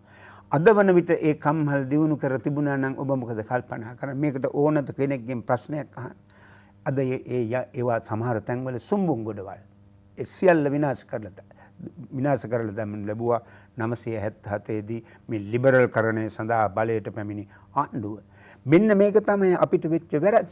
අපි 1974 සිරපව් මැතිනිය යාපනයට ගිහිල්ලා කියනවා මම දෙවෙනිදා තුඩුවේ ඉඳන් පේතුරු තුඩුවට දක්වා සමස්ත රටම එකම ගොවිබිමක් කරනවා කියලා. අපි ඒකේ වියුක්ත වුණා. දැන් ඔබතුමා ඔය කියන ආර්ථික ප්‍රතිපත්තියේ 77 විවෘත ආර්ථික ප්‍රතිපත්තියේමත් ඔය කියන ඛේද වාචකයට ඒක හේතුවක් නේ. ඒක විතරමද ගැටලුව? ඒක තමයි ප්‍රධානම ගැටලුව. ප්‍රධානම ගැටලුව උනේ අපි අපගේ රටවලට ගැලපෙන යෝග්‍ය නඩත්තු කළ හැකි ආර්ථික මාදිලියක පීඨා සිට ක්‍රියා කරනු වෙනුවට වෙනත් අයට වාසි සහගත ප්‍රතිපත්තියකට තමයි ගියේ. මම දැන් එක ප්‍රායෝගික උදාහරණයක් කිව්වා රෙදි කම්මල් ගැන. මට තව උදාහරණයක් කියන්න ඊට 2001 දී බලයට එන ආණ්ඩුවේ නායකයා අගමැතිවරයා ප්‍රසිද්ධියම කියනවා දැන් වී වගා කරලා වැඩක් නැහැ. කුඹුරු ඉඩම් ගොඩ කරන්න. 2015 යහපාලන ආණ්ඩුවේ කෘෂිකර්ම ඇමතිවරයා කියනවා මේ රටේ වී නිෂ්පාදනය වැඩි. කොරෝනා වසංගතයේ පැමිණි විට අර කිව්ව ප්‍රතිපත්ති ක්‍රියාත්මක වෙලා තිබුණා නම් අපි කොතනද ඉන්නේ? මීට වඩා බරපතල තැනකට රට තල්ලු වෙන්නේ නැද්ද? මෙන්න මේක තමයි රාජ්‍යයට වුණු වැරද්ද. ප්‍රධානම වැරද්ද තමයි ඉනිමගට පයින් ගැහිරි. ලෝකයේ අද දියුණුයි කියන සංවර්ධිතයි කියන හැම රටක්ම එතනට පැමිණ තිබෙන්නේ තමන්ගේ ආර්ථික ශක්තිය අඳුනගෙන ඒ ප්‍රයෝජනයට ගනිමින් තමන්ගේ ආර්ථිකයක් ගොඩනගෙන අතර ලෝකයට බද්ධ වීමේ ක්‍රියාදාමයක් තුලින් ඉන් බැහැරව ඉහළ සංවර්ධන මට්ටමක් තිබෙනවා නම් යම් රටක සිංගප්පූරුව ඩුබායි හොංකොං ආදී ඒවා අර ලොකු රටවල වෙළඳ මධ්‍යස්ථාන ලෙස ක්‍රියා කිරීම නිසා සිංගප්පූරුවේ පවා දැන් ඔබතුමාව කියන්නේ සරලව කියන්නේ මේ වෙලාවේ මේ තියෙන පීඩනය මහජනතාවට දරා ගන්න කියලානේ මේ වෙනස් වීම ඇතුලේ මම එහෙම ඒක නෙමෙයි මගේ අදහස. අපි වැරදුනොත් අපිට වැරදුනේ කොතනද කියලා තේරුම් ගැනීමෙන් තමයි මේ ප්‍රශ්නයෙන් ගොඩ එන්න පුළුවන් වෙන්නේ. නැතුව ශාප කිරීමෙන් නෙවෙයි. ඔව් අනිවාර්යයෙන්ම. දැන් ඔබතුමා කියන කාරණාව ඇතුලේ සමහරවල්ලාට තියෙනවා මේ පීඩනයට හේතුව. දැන් ඔබතුමා විනිමය ගැටලුවට තියෙන හේතුවත් ඔබතුමා සඳහන් කරා නිෂ්පාදනයක් නැතිකමනේ අපිට තියෙන ප්‍රධානතම ගැටලුව. ඇත්තට ආර්ථික ප්‍රතිපත්තියත් අනික් පැත්තකින් ගමන් ප්‍රබල සාධකයක්. දැන් කොහොම නමුත් වර්තමානයේ ඇති වෙලා තියෙන තත්ත්වයන් ඒ සබහන් කර ගැනීම වෙනුවෙන් IMF එකට යනවද නැද්ද කියන සාකච්ඡාව ඇතුලේ අපි මේ පීඩනය දරාගෙන ඉඳලා අපි ඉස්සරහට යමු කියන තරක යෝජනාවක් නවතිනවනේ. මේ වගේ බරපතල අර්බුදයකට මුහුණ දීපු රටකට දුෂ්කරතා විඳින්න වෙනවා, වේදනාව විඳින්න වෙනවා. ගෙඩියක් හැදුනොත් සත්කමක් කරන්න වෙනවා. එය ඊටාම සුවදායක එකක් නොවේ. මේ මොකද අතීතයේම අප කළ වැරදි නිසා. දැන් අප හමුවේ තිබෙන අභියෝගය තමයි අපි නැවත වරක් ඒ වැරද්ද කරලා ඊටත් වඩා දරුණු අගාධයකට වැටෙනවද නැත්නම් මේ මොහොතේ කැපවීම කරමින් මේ ප්‍රශ්නය ජය ගන්නවද? ඔය දැන් ඔබතුමාට විශ්වාස දැන් ඔබතුමාලගේ තියෙන විග්‍රහය අනුව මොහන් සමරනායක මහත්තයා දැන් අපි IMF එකට ගියොත් ඕන් මේ වෙලාවේ උන්ට උමනාවක් තියනවද? ලංකාවගේ රටක් උන්ට එච්චර මහ ලොකු වටිනාකමක් තියෙන රටක් නෙමෙයි වෙන්න පුළුවන්. උන්ට එහෙම අපි දැහැ ගන්න හරි අපි ගිල ගන්න හරි අපේ ආර්ථිකය කඩාවට්ටන්න හරි අපි ආණ්ඩු මාරු කරන්න හරි පාලන තන්ත්‍රය වෙනස් කරන්න හරි උන්ට එහෙම ලොකු උමනාවක් තියෙනවා. මේ රටේ LTTE සමග කරපු යුද්ධය අවසන් වෙන්නේ 2009 මේ 19 නේ ප්‍රධාන සිදුවීම අපිට වාර්තා වුණේ. ඊට මාස 6කට පස්සේ 2009 දෙසැම්බර් මාසයේ ඇමරිකා එක්සත් ජනපදයේ සිනේට් මණ්ඩලයේ විදේශ සබඳතා කමිටුව වාර්තාවක් සම්පාදනය කරනවා ශ්‍රී ලංකාව පිළිබඳව. ඒ වාර්තාව ඒ ටයිටල් එක හෙඩිම ශ්‍රී Lanka 32ක් revisiting US strategy after the war. යුද්ධයෙන් පස්සේ උපාය මාර්ගය නැවත සලකා බැලීම. මතක තියාගන්න මේ සෙනේට් කමිටුව. ඒකේ ආරම්භක ඡේදවලම හැඳින්වීමම කියනවා The United States cannot afford to lose Sri Lanka. මං හිතනවා ඔබේ ප්‍රශ්නට උත්තරයක් ලැබුණා කියලා. එතෙන්දී අපි මම ඒකයි ඔබට කිව්වේ IMF කියන්නේ ලෝක බැංකුව කියන්නේ WTO කියන්නේ ඒ කියන්නේ World Trade Organization. ඒවා තනිව ක්‍රියාත්මක වන ආයතන නෙවෙයි යාන්ත්‍රණයක ප්‍රබල දැති රෝගද. ඒවැ අවසාන අරමුණ තමයි 15 වෙනි සියවසේ පමණ සිට ගොඩ නැගුණු අධිපති රාජ්‍යන්ගේ ලෝක ආධිපත්‍යය පවත්වා ගැනීමට නන් අයුරින් උදව් වීම. ඒතකොට යම් රාජ්‍යයක් IMF එකේ උදව් ගන්නවා නම් ඒ කොන්දේසි වලට යට නොවි ක්‍රියා කළ හැකි ආර්ථික ශක්තියකුත් එක්ක තමයි ඒ කළ යුතු අපි අදහස් කරන්නේ. දැන් යම් තැනක මේ IMF එකේ අපි ණය අරගෙන අපිට දැන් අසල්වැසි රාජ්‍යයන් දෙක තියෙන ප්‍රබලව එක පැත්තකින් චීනය ඉන්නවා අනෙක් පැත්තකින් ඉන්දියාව ඉන්නවා. සමහර වෙලාවට කෙනෙකුට කියන්න පුළුවන් මේක දැන් අර ඉස්සල්ලා තිබ්බ වගේ මේ ආර්ථික දැන් ඔබතුමා සඳහන් කළා IMF එක බිහි වෙන්න හේතුව තිබ්බ එක සහ IMF එක ඉස්සල්ලා කොන්දේසි නොදාන හේතුව. සෝවියට් රුසියාව කොන්දේසි නොදානවනේ කියන්නේ නෑ ඒ සීමා සහිත වීමට හේතුව. සමහරවිට මේ පැත්ත අතහැරලා අනෙක් පැත්තට රටවල් හේතු වෙයි කියන බය තිබුණානේ. හැබැයි දැන් මේ ලෝකෙම ගත්තාම සමහර වෙලාවට එහෙම සීමා තැනක තියාගන්න පුළුවන් තැනක් තියෙනවද කියන කාරණේ සම්බන්ධයෙන් ප්‍රශ්නයක් තියෙනවා. තව අවුරුදු 7කින් 8කින් විතර ලෝක බලවතා චීනය වෙයි කියන තැනට උපකල්පනයක් තියෙනවා මේ වෙලාවේ. උපකල්පනයක් නෙමෙයි අතන මේක වෙමින් තියෙනවා. දැන් එහෙම පරිසරයක් ඇතුලේ IMF එකට එහෙම දාලා ඔබතුමාලා විශ්වාස කරනවද ණයක් දීලා අපිව එහෙම දැහැ ගන්න පුළුවන් වෙයි කියලා? හැපැත්තේ චීනය ඉන්නවා මේ පැත්තේ ඉන්දියාව ඉන්නවා. අපි අන්තර්ජාතික මූල්‍ය අරමුදලට මේ වගේ ඉතාම අපහස අර්බුදකාරී අවස්ථාවක ගියහොත් ඔවුන් මේ අනුකම්පාවෙන් කැටේට අත දාලා නැත්නම් පර්ස් එකට අත දාලා මෙන්න බිලියන 2ක් ගිහින් කැමති විදියට වියදම් කරගනින් කියලා දෙන්නේ නැහැ දසොන්. ඒ ආයතනයේ පිහිටුවල තිබෙන පරමාර්ථ අනුව මෙය ඔවුන් අර මතක තියාගන්න සෙනේට් කමිටු වාර්තාවත් ඒ කක්ෂය තුළ මේ රට තබා ගැනීම සඳහා ඔවුන් මේ කොන්දේසි ඉටු කරන්න කියනවා. සමහර විට ඒ කොන්දේසි නිසා මේ රටේ බරපතල අර්බුද ඇතිවන බව ඔවුන් නොදන්නවා නෙවෙයි. ඒ අර්බුද ඇතිවීමත් ඔවුන්ගේ අර දිගු කාලීන අපේක්ෂාවලට උදව්වක් වෙන්නට පිළිතුරු. IMF එකට යන්නතු ඔබතුමාගේ තියෙන ওই විග්‍රහය ඇතුලේ මොකක්ද අපිට තියෙන විකල්පය? අපට තිබෙන විකල්ප රාශියක් තිබෙනවා. එකක් තමයි මම දැනටමත් කිව්ව විදිහට දැන් මේ වත්මන් ආණ්ඩුව බලයට එන විට ඉදිරිපත් කරපු ආර්ථික ප්‍රතිපත්ති රාමුවේ ප්‍රධාන තේමාවක් වන්නේ නිෂ්පාදන ආර්ථිකයක්, ප්‍රොඩක්ෂන් ඉකොනොමි එකක් ගොඩනැගීම. හැබැයි දැන් එතනදී මොහන් සමරනායක මහත්තයා අපි නිෂ්පාදන ආර්ථිකයට යන්න සෞභාග්‍ය දක්ව ප්‍රතිපත්ති ප්‍රකාශය ඇතුළේ ප්‍රතිඥා දෙන්නේ ඒ වෙනකොට සේවා ආර්ථිකයෙන් උපයාගත්ත මුදලකින් රට ස්ථාවර වෙලා තියෙද්දිනේ. ඒකට දීර්ඝ කාලීන අවුරුදු 5ක වැඩ පිළිවෙලක් තිබුණානේ. දැන් ඔබතුමාලා මේ වෙලාවේ සේවා ආර්ථිකයෙන් අපිට හම්බෙන මුදල් නැහැ. සංචාර කර්මාන්තේ කඩා වැටලා තියෙනවා. ඒ පැත්තේ විදේශ ශ්‍රමිකයන්ගෙන් මුදල් ගලාගෙන ඉන්නේ නැහැ. කොරෝනාත් එක සියල්ල කඩා වැටලා තියෙනවා. එහෙම පසුබිමක ඔබතුමාලා ඔය කියන ඉක්මනට සහන ලබා ගැනීම වෙනුවෙන් නිෂ්පාදන ආර්ථිකයකට යන්න පුළුවන්ද? නිෂ්පාදන ආර්ථිකයට රට අරගෙන යන කලින් මේ සුජීවත් වෙන්න බෑ. නිෂ්පාදන ආර්ථිකයක් මේ රටේ තිබුණා. ඒ ගොඩනගන්නත් පිළිවන්කම තිබෙන බව අඳුනගෙන හිටියා මේ ප්‍රතිපත්ති මේ ලේඛනයේ සකස් කරපු අය. ඒ විතර නෙමෙයි මේ තියෙන ආර්ථික විහදියට එකම හේතුව කොරෝනා නොවේ. කොරෝනා නිසා එය උත්සන්න වුණා. උච්ච අවස්ථාවකට ඇවිල්ලා. කොරෝනා බිහිවන විටත් ලෝක ආර්ථිකයේ තිබුණේ අමාරු තැනක. දිගින් දිගටම ලෝක ගෝලීය ආර්ථිකයේ අර්බුදයෙන් අර්බුදයට ගමන් කළා. 1997 තායිලන්තයෙන් පටන් ගත්ත මූල්‍ය කඩා වැටීම.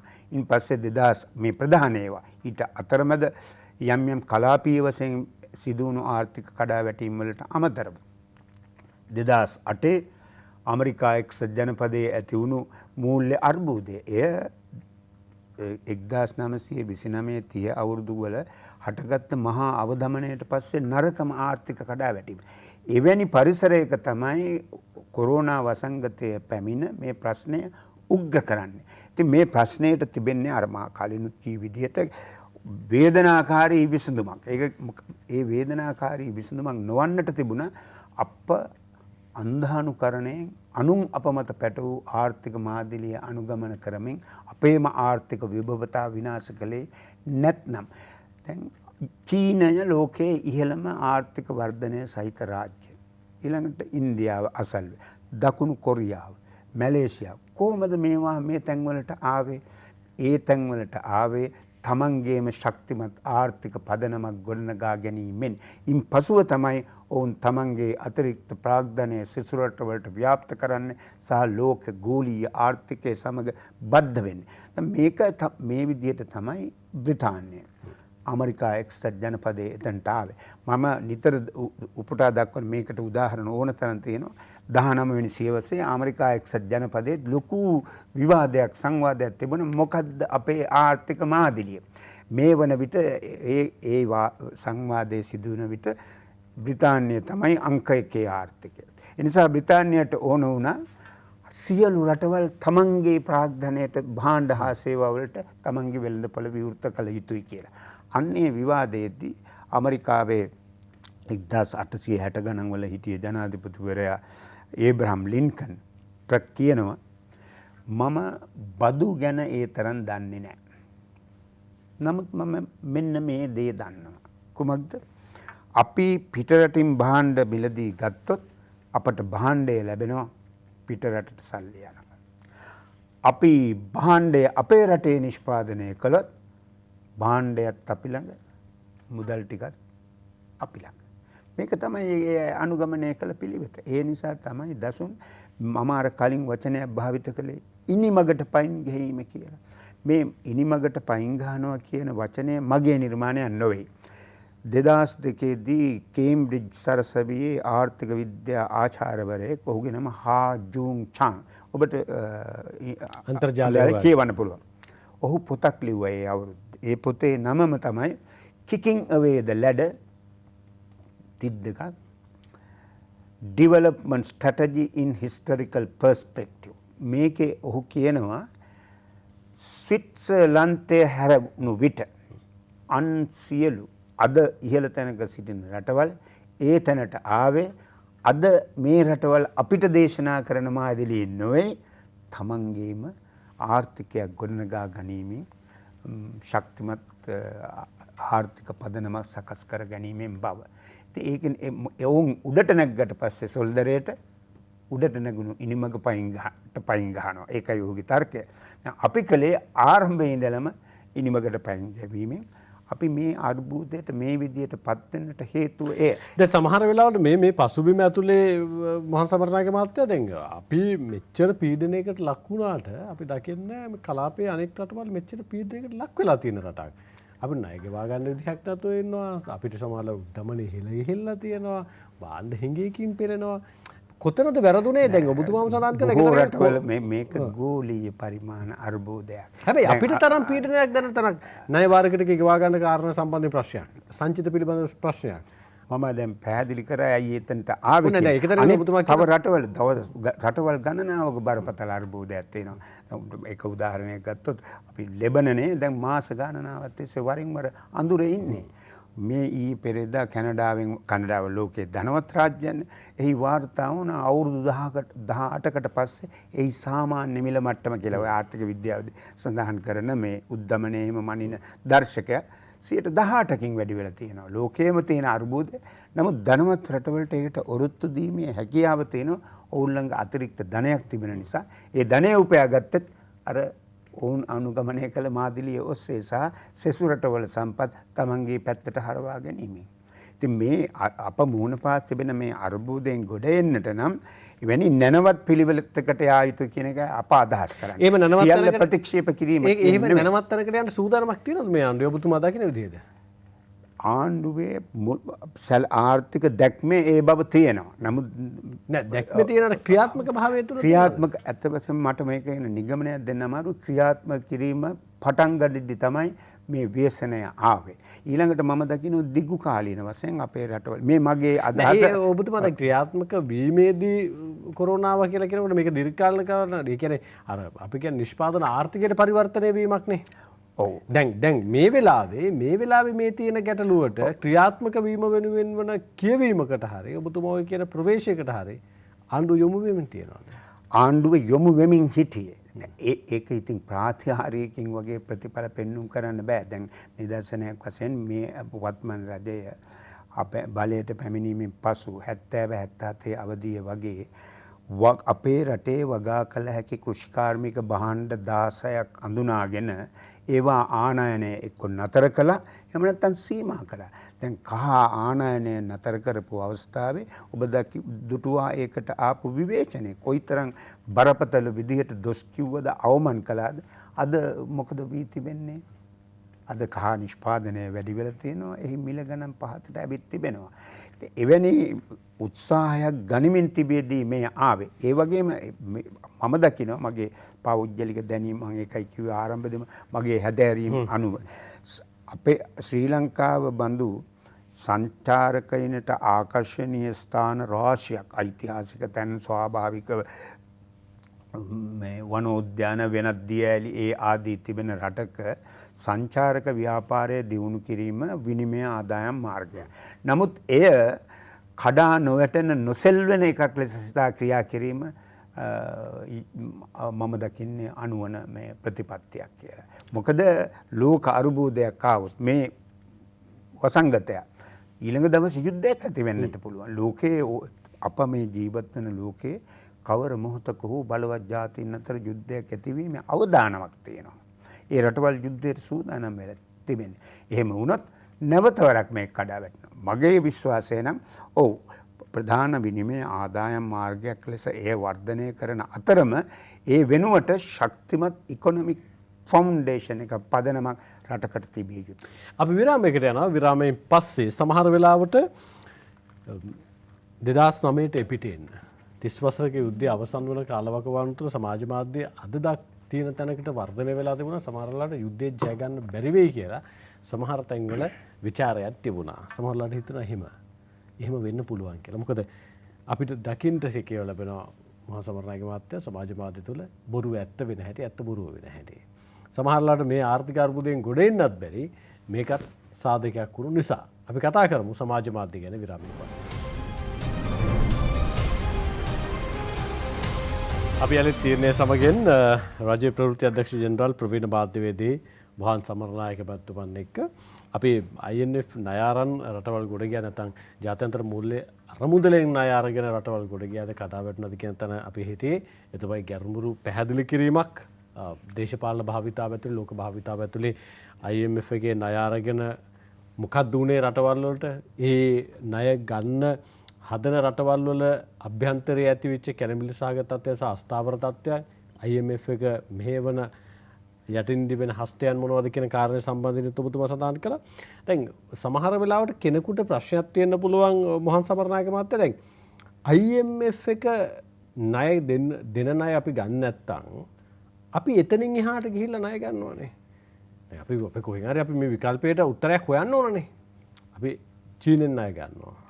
අපි එතනින් එහාට ගිහිල්ලා අපි බංග්ලාදේශයෙන් ණය ගන්නවා. එතකොට IMF එක දාන කොන්දේසි සමහරවිට ආර්ථික විද්‍යාව අනුව සාධනීයයි කියලා කෙනෙකුට කියන්න පුළුවන්. කඩා වෙච්ච ආයතනයක් සාර්ථක කරන්න ඊට පස්සේ ණය ගන්න පුළුවන් කැලුවක්. චීනෙන් කොන්දේසි දාන්නේ නැහැ. ඊට පස්සේ බංග්ලාදේශ කොන්දේසි දාන්නෙත් නැහැ. ඒකෙන් සමහර වෙලාවට අරගෙන ණය අපි තව අස්ථාවර වෙන්න පුළුවන් කියලා කෙනෙක් තර්කයක් ගොඩ ගන්න පුළුවන්. විග්‍රහය අනුව ඔබතුමාගේ මොකක්ද පැහැදිලි කරන්නේ? ඔව්. එකේ පුද්ගලයාට තමන්ගේ ආර්ථික සමාජ ඒ දෘෂ්ටිය අනුව තර්ක ගොඩනගන්න පුළුවන්. මම ගොඩනගන තර්කය මේ තියෙන දුෂ්කර අවස්ථාවේ අන්තර්ජාතික මූල්‍ය අරමුදලෙන් උදව් ගන්න ගියහොත් ඔවුන් අර මං කලින් කීවේ මේ කැටේට අත දාලා මෙන්න කියලා දෙන්නේ නැහැ. අපි හිතමු IMF එක සමහර දැන් ඔබතුමා කියපු කාරණා දැන් හරි කැටේට අත දාලා මෙන්න මේක ගන්න කියලා උන් දෙන්නේ නැහැ. උන් කොන්දේසි දානවා. උන් කොන්දේසි දාන්නයි. අපි වෙන රටකින් ගන්නකොට කොන්දේසි නොදාන්නයි. ඒ තියෙන රිප්ටකේ ඔබතුමා කොහොමද විග්‍රහ කරගන්නේ? මුළුමනින්ම කොන්දේසි විරහිතව ණය දෙන්නේ නැහැ කොයිම රටකින්වත්. යම් යම් ද්විපාර්ශ්වික කොන්දේසි යටතේ තමයි. නමුත් IMF එක දාන කොන්දේසි වල මූලික ස්වභාවය වෙන්නේ ඔවුන්ගේ ආධිපත්‍යයේ යටතේ තිබෙන ආර්ථික මාදිලියට කක්ෂයට අපි ඇතුළු කර ගැනීමට අවශ්‍ය විදිහට සහ ඔවුන්ගේ අතිරික්ත ප්‍රාග්ධනය. ඉතින් එන්නේ මට දෙන්න මේක පැහැදිලි. මට එතන පැහැදිලි කරන්න මොනවද තමයි ඒ කක්ෂයට අපි වැදලා ගන්න ජාත්‍යන්තර මූල්‍ය අරමුදල නියෝජනය කරන රටවලින් මොන රටටද උවමනාව තියෙන්නේ? ජාත්‍යන්තර මූල්‍ය අරමුදලේ බිහිවීම මම කිව්වා. ඒක බිහි කලේම පැරණි යටත් විජිත හිමි අධිරාජ්‍යවාදී රටවල් සහ 20 වෙනි සියවසේ මැද භාගයේදී ලෝකයේ ආර්ථික දේශපාලන මිලිටරි ආධිපත්‍ය හිමි කරගත්ත එක්සත් ජනපදයේ මුල් වෙලා. ඒ අයට මේ අවශ්‍යතාව තියෙනවා. මම පැහැදිලි කරන්න තව කාරණයක් මට ඉඩ දෙන්න. දැන් අපි ශ්‍රී ලංකාව යනවා IMF උදව් ඉල්ලන්න. මා දුටුවා සිංහල පුවත්පතක මේ කොළඹ විශ්වවිද්‍යාලයේ ආර්ථික විද්‍යා දෙපාර්තමේන්තුවේ ආචාර්යවරයෙක් කියලා තිබුණා. ඩොලර් බිලියන 2.3 ඒ ගන්න අපට IMF එකෙන් ගන්න පුළුවන් වෙනවා කියලා. මේක එතකොට කියවනකොට කෙනෙකුට හිතෙන්නේ එකවරම ඩොලර් බිලියන 2 හෝ 3 හෝ කීය හෝ දෙනවා කියලා. ඒව දෙන්නේ කොටස් වශයෙන්. ඒගොල්ලෝ කියන ඒකට ඒගොල්ලන්ගේ වචනයකුත් තියෙනවා ට්‍රාන්ච්. පළවෙනි කොටස දෙන්නේ කොන්දේසි පටවල. දෙවෙනි කොටසට එන්නේ අර කොන්දේසි ඉටු කරලා තියෙනවා නම් සහ සැලකිය ප්‍රමාණයකට හෝ ඉටු කරලා තියෙනවා. ඔවුන් අපේක්ෂා කළ ප්‍රමාණයට කොන්දේසි ඉටු කළා නැත්නම් දෙවෙනි කොටස දෙනකොට ඊටත් වඩා බරපතල කොන්දේසි පනවන්න ඉඩ තියෙනවා. දැන් ඔබතුමා කොහොම කිව්වට හිටපු ජනාධිපතිතුමා මෛත්‍රීපාල සිරිසේන මහත්තයා කියනවා නෑ මං IMF එකත් එක්ක මම කටයුතු කළා. ඔවුන් කියන කාරණා මම කරන්න බැරි නම් මං කරන්න බෑ කියලා කිව්වා. නිරන්තර සාකච්ඡාවක් තිබුණා. අවසානයේ දෙන්න ආපු අය අරගෙන ආපු කොන්දේසි අඩු කරලා මට ණය දීලා ගියා. මම කැමති නෑ දසුන්නේ ප්‍රකාශයට උත්තර දෙන්න. ශ්‍රී ලංකාවේ පාලකයෙකුට පාලනය කරන්න පුළුවන් ආයතනයන් නොවෙයි IMF. ඒක ලෝක ආණ්ඩුවක කොටසක්. බල සම්පන්නම ආයතනයක් ලෝකෙ තියෙන. ඔබතුමාගේ විග්‍රහය ඇතුළේ හරිය. දැන් ඔබතුමා ලෝක භාවිතාව ඇතුළේ ඔබතුමා IMF එක කරපු හානි සහ ඒ ආශ්‍රිතව ඇතිවෙච්ච ගැටලු සාගත තත්ත්වයක් ඔබතුමා සඳහන් කරන්නේ. මට පොඩ්ඩක් පැහැදිලි කරන්න දෙන්න. මම මේ හානි මම කලින් කිව්වා IMF එක පිටුවීමෙන් පස්සේ යුද්ධයෙන් විනාශ වුණු බටහිර යුරෝපයේ උඩට එන්න IMF භාවිතා කරන ඇමරිකාවේ මේ ආර්ථික ආධාර පැකේජස් උදව් වුණා. නමුත් අවසාන විග්‍රහයේදී අපේ වගේ රටවලට IMF උදව් ලැබෙන්නේ අර මහා නැවතත් කියූ අරමුණ සඳහා. හරි මට එතනදී මට ඔබතුමා පැහැදිලි කිරීමක් කළා දැන් අපි දීර්ඝ කාලයක් IMF එකට ගනුදෙනු කරනවානේ. ඔව් ශ්‍රී ලංකාව IMF සමාජිකයෙක්ට ගනුදෙනු කරනවා. එතකොට ඔවුන් මේ දක්වා අපිට ලබා දීලා තියෙන ණය නිසා අපේ සමාජ ආර්ථික දේශපාලනික ව්‍යුහය ඇතුලේ ඛණ්ඩනයක් වෙලා තියෙනවා. ඔවුන් දුන්න ණය අනුව අපේ රටේ ඔය කියන සන්දර්භය ඇතුලේ කොතරකින් හරි ජාත්‍යන්තර මූල්‍ය අරමුදල ක්‍රියාත්මක කරන රටවල් අපේ මොන හරි උකහාගෙන තියෙනවද? දැන් මම හිතන්නේ කලින් උත්තරේ ලැබුණා. ශ්‍රී ලංකාව උත්සාහයක් ගත්තා. ඒක සැලකිය යුතු ඉස්සරහට ගිහින් තිබුණා මේ රටේ ජාතික ආර්ථිකයන් නිෂ්පාදන ආර්ථිකයක් බිහි කිරීම සඳහා. අපට අවශ්‍ය නොවන භාණ්ඩ ආනයනය යම් කලකට සීමා කරලා තහනම් කර තැබීම සඳහා 1977 දී අර කොන්දේසි යටතේ තමයි ඒක බිඳ දමන්නේ. 1977 දී බලයට පත් වුණු ආණ්ඩුව රාජ්‍ය ව්‍යාපාර දිය කර හරින්නේ. ඒ කියන්නේ විවෘත ආර්ථික ප්‍රතිපත්ති ජයවර්ධන මහතා ගේන්නේ අර කොන්දේසි යටතේ 1977 දී ඩොලරයට රුපියල් ගෙව්වේ 7.50ක් විතරයි. එය එක්සත් ජාතික පක්ෂ ආණ්ඩුව බලයට පැමිණ අවුරුද්දක් ඇතුළත රුපියල් 15 දක්වා ඉහළ ගියා. 1977 දී අපේ විදේශ ණය ප්‍රමාණය ඩොලර් මිලියන 750යි. ඒව අරගෙන තිබුණේ ඵලදායී කර්මාන්ත ව්‍යාපෘති සඳහා. අද ඒ ඩොලර් බිලියන 35 වගේ ගණනකට ඉහළ ගොස් තිබෙනවා. ඒ තමයි අර කොන්දේසි වල ප්‍රතිඵලය. ඒක තමයි ආජන්ටිනාවට උනේ. ඒක තමයි ග්‍රීසියට උනේ. ඒක තමයි ඉන්දුනීසියාවට උනේ. ඒ කියන්නේ දීර්ඝකාලීනව ආර්ථික ජයග්‍රහණයන් වෙනුවෙන් වල ඉලක්කගත වැඩපිළිවෙලකට කොතනකදවත් ඔවුන්ගේ සහායක් ලැබෙන්න ඔවුන් ඛණ්ඩනය කරන කියලා ඔබතුමා කියන රට අවස්ථාවර කරා. අර ඒ මොඩල් එක ඇතුලේ තියා ගැනීමට අවශ්‍ය දේ තමයි කරන්නේ. දැන් ඒක තමයි මම මේ කිව්වේ මේක නිෂේධනය කිරීම නෙවෙයි. අපි IMF World Bank වැනි ආයතන වලින් ලෝකේ රටවලට වාසියක් අත්වෙච්ච අවස්ථා තිබෙනවා. නමුත් නිශ්චිත ඓතිහාසික සන්දර්භයක් කොන්දේසි ඇතුලේ දැන් ඉන්දියාවට ඕන් IMF එක උදව් කරනවා නම් අපට පනවන කොන්දේසි ඉන්දියාවට පනවන්නේ නැහැ. IMF එක වෙනත් බලවත් ශක්තිමත් ආර්ථිකයක් තිබෙන රාජ්‍යයකට මූල්‍ය ගෙවුම් ශේෂ අර්බුදය සමනය කරන්න උදව් කරන විට මේ විදිහේ කොන්දේසි පනවන්නේ නැහැ.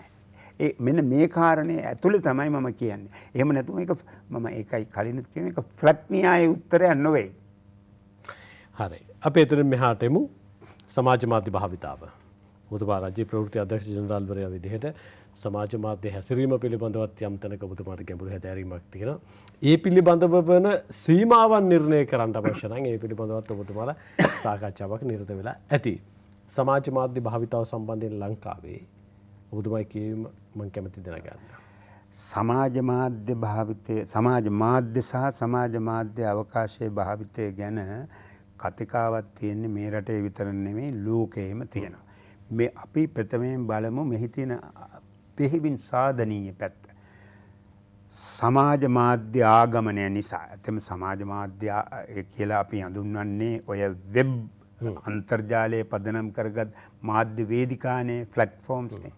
ඒවා පැමිණීම නිසා භාෂණය සහ ප්‍රකාශනයට විශාල අවකාශයක් විවෘත වෙලා තියෙනවා.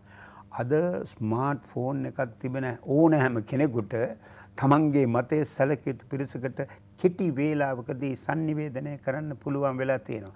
මේක ප්‍රගතියක්. අදහස් හුවමාරු කරගන්න, තොරතුරු හුවමාරු කරගන්න, ඒ විතර නෙවෙයි සමාජීය සම්බන්ධතා පවත්වා ගන්න. ඒ වගේම මේ අවකාශය ප්‍රයෝජනයට ගන්න පුළුවන් රටක ආර්ථික සමාජ මානව අයිතිවාසිකම් දේශපාලන යන සෑම ශ්‍රේෂ්ඨයකම ඉහළ ගුණාත්මක වර්ධනයක් අත්කර ගැනීම සඳහා ප්‍රයෝජනයට ගන්න පුළුවන්. අද ලෝකයේ හැකිලිලා තියෙන්නේ විශේෂයෙන් මේ නව තාක්ෂණය නිසා, සමාජ මාධ්‍යයේ ආගමනය නිසා.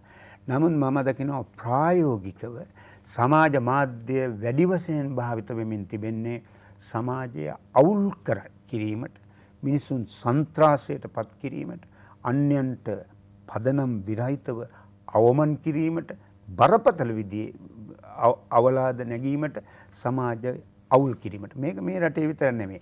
සෑම රටකම මේ වෙමින් තිබෙනවා. පසුගිය අවුරුද්ද ජූනි මාසේ කියුබාවේ මේ මිනිස් පාරට ආව පෙළපාලි ගියා.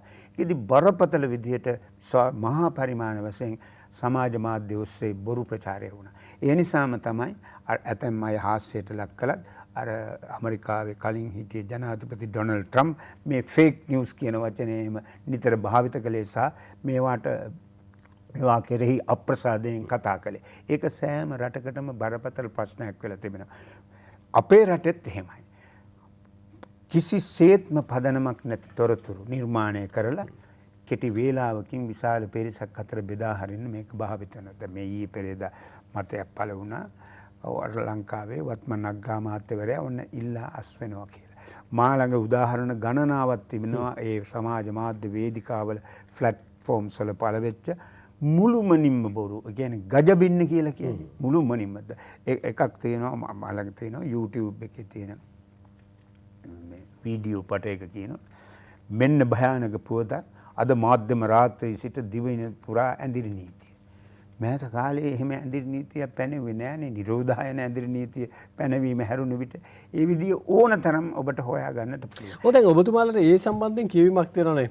අග්‍රාමාත්‍යතුමා ගරු අග්‍රාමාත්‍යතුමා ඉල්ලාස් වෙනවා කියන කාරණය සම්බන්ධයෙන් වන ප්‍රවෘත්තියම වැරදි. ඔබතුමාලා ඒ කතාව කියනවා. දැන් උනාට ඒ සම්බන්ධයෙන් ගැඹුරු හැදෑරීමකුත් තියෙනවා, අධ්‍යයනයකුත් තියෙනවා. සහ ඒ වෙන හානියත් ඔබතුමාලා දන්නවා. දැන් ප්‍රශ්නයක් තියෙනවා උත්තරයක් හොයන්න ඕනේ. මොකද්ද ඔබතුමාලා හොයන උත්තරේ? ඒක මම මුල්ක වෙලා හොයන උත්තරයක් නැහැ. නමුත් ආණ්ඩුව පැත්තෙන් වරක් අදහසක් ආවා.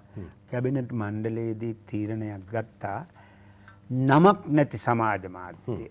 කවුද කරුත්‍රු පිටුපස්සේ ඉන්නේ කියලා නොදන්න නැති ගරිල්ලා මාධ්‍ය නියාමනය කරන්න හෝ සමහර විට සම්පූර්ණයෙන් ඒවා ඉවත් කරන්න.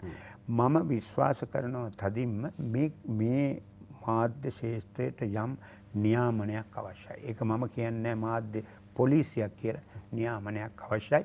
මන්ද අර මම මුලින් සඳහන් කළ පරිදි මානව සමාජයේ ප්‍රගතියට ඉවහල් කරගත හැකි විශාල විභවතාවක් තිබෙන මේ මාධ්‍ය අවකාශය මානව සමාජයේ අවනතියට අපි දුටුවනේ පසුගිය කාලවල මේ ඊටාම අඩු වයස්වල ගැහැණු දරුවන් පවා අපයෝජනය කිරීම සඳහා මේ මාධ්‍ය අවකාශය භාවිත කරන හැටි, ජන කොටස් අතර වෛරය ඇවිලවීම සඳහා, ත්‍රස්තවාදයට උදව් දීම සඳහා මේක භාවිත වන හැටි.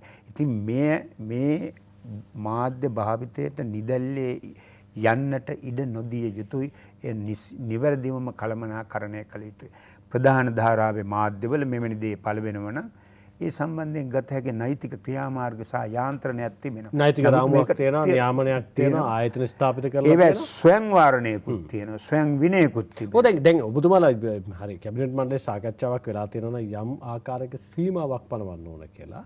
මම සමහරවිට මැතුමනේ ඔබතුමාලගේ තියෙන අධ්‍යයනය අනුව සීමාව කොතනද හඳුනාගන්නේ? ඒ ගැන මට උත්තරයක් දෙන්න බෑ. ඒ කැබිනට් තීරණයක් කරගෙන තියෙනවා. රජයේ තීරණ වරු නෙවෙයි මම මේ අහන්නේ. ඔබතුමා පුරවැසියෙක් විදිහට, ප්‍රවීණ මාධ්‍යවේදියෙක් විදිහට, මාධ්‍ය ශාස්ත්‍රයේ බහුල අධ්‍යක්ීම් තියෙන කෙනෙක් විදිහට අපි කොතන හරි සීමාවක් දාගන්න එපා. ඔව්. ගැටලුවක් තියෙනවනේ උත්තරයක් හොයාගන්න. ඔබතුමා හඳුනා ගන්න සීමාව කොයි විදිහට මාධ්‍යවේදියෙක් විදිහට? දැන් මගේ දැනීම හැටියට සමාජ මාධ්‍ය ඔස්සේ කරුතෘ කෙනෙක් නැතිව, සාක්ෂි විරහිතව, පදනමක් නැතිව කෙරෙන ප්‍රචාර නතර කිරීම සඳහා යාන්ත්‍රණයක් සකස් කළ යුතුයි. ඒ යාන්ත්‍රණයේ හැඩරුව අන්තර්ගතය තනි මට යෝජනා කරන්න බෑ. එය සමහර විට මේ සමාජ මාධ්‍ය ජාලාවලට උදව් කරන Facebook සමාගම Google වගේ ආයතන සමග එකතු වෙලා වෙන්න පුළුවන්. එහෙම නැත්නම් ආණ්ඩුවෙන්ම නීති පැනවීමෙන් වෙන්නට පුළුවන්. එය පුළුල් කතිකාවකින් තමයි තීරණය විය යුත්තේ. නමුත් නිසකවම ඒ තුළ ඇතුලේ ඔබතුමා කියනවා දැන් ආණ්ඩුව නෛතික රාමුන් නිර්මාණය කිරීම නැත්නම් ප්‍රතිපත්තිමය තීන්දුවක් ගැනීම නැත්නම් ඒවා අවහිර කිරීම. වඩාත් සුදුසුම කියලා ඔබතුමා හිතන්නේ මොකද්ද මාධ්‍යවේදියෙක් විදිහට?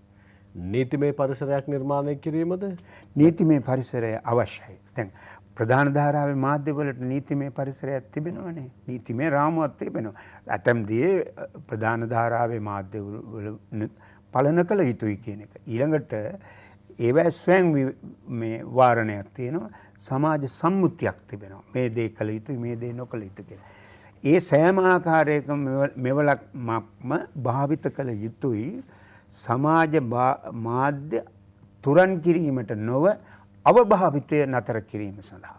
එහෙම නැතිවොත් ඒ සමාජයට බරපතල ව්‍යසනයක් දැනටමත් වෙලා තියෙනවා වෙමින් තියෙනවා. ඉදිරි කාලයට අනිවාර්යයෙන්ම මේ යන ගමන අනුව එය විනාශකාරී අවසානයකින් තමයි කෙළවර විය හැක්කේ. මේ වෙහි පාලනයක් ඇති කළ යුතුයි. නමුත් ඒ පාලනය කරන නියාමන යාන්ත්‍රණයේ හැඩරුව අඬුබඩු දැතිරෝධ මොන ආකාරද කියන එක රජය මාධ්‍ය ආයතන මේ ශේෂ්ත්‍රයේ විශේෂඥ දැනුමක් ඇති අය ආගමික නායකයෝ මේ සියලු දෙනාගේ අදහස් වල සංකලනයකින් තමයි ඒ සකස් විය යුත්තේ.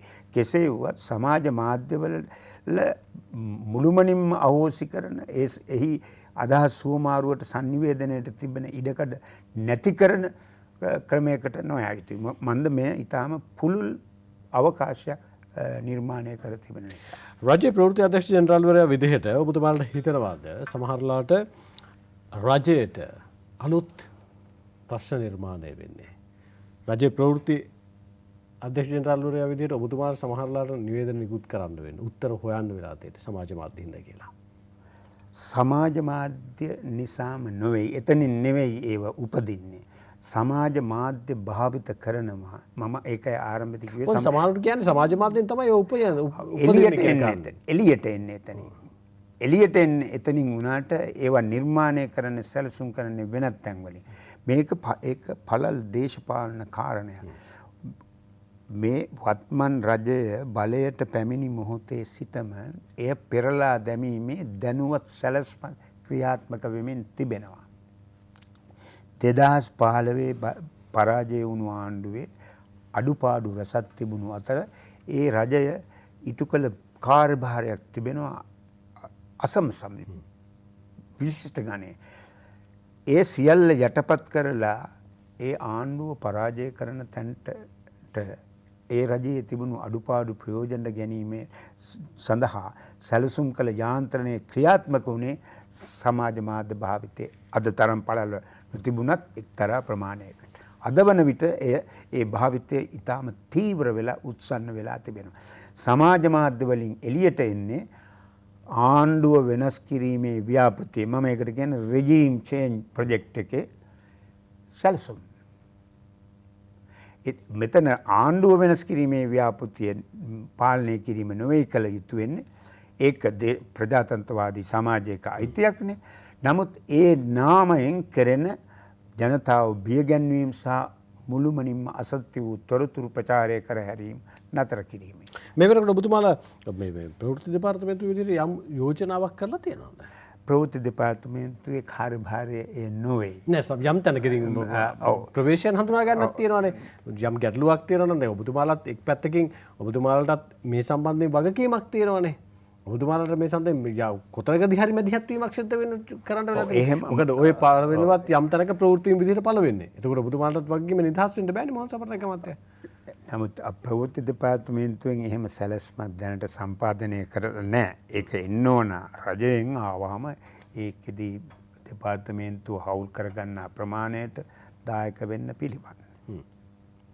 ඒ සම්බන්ධයෙන් මේ වෙනකොට ප්‍රවේශයක් හරි සාකච්ඡාවක් හරි වෙලා නැහැ. ඒ සම්බන්ධයෙන් අවශ්‍යතාවයක් හැබැයි තියෙනවා. අවශ්‍යතාවක් තියෙනවා. ඒක තමයි දැන් අපි පැහැදිලි කරන්නේ. පැහැදිලිම අවශ්‍යතාවක් තියෙනවා. ඒ අවශ්‍යතාවය තුළ සමහර වෙලාවට අර මම මුලිනුත් ඔබතුමාගෙන් අහුවා මීට කලින් සමහරලාට ප්‍රශ්න නිර්මාණය කරන සමාජ මාධ්‍ය.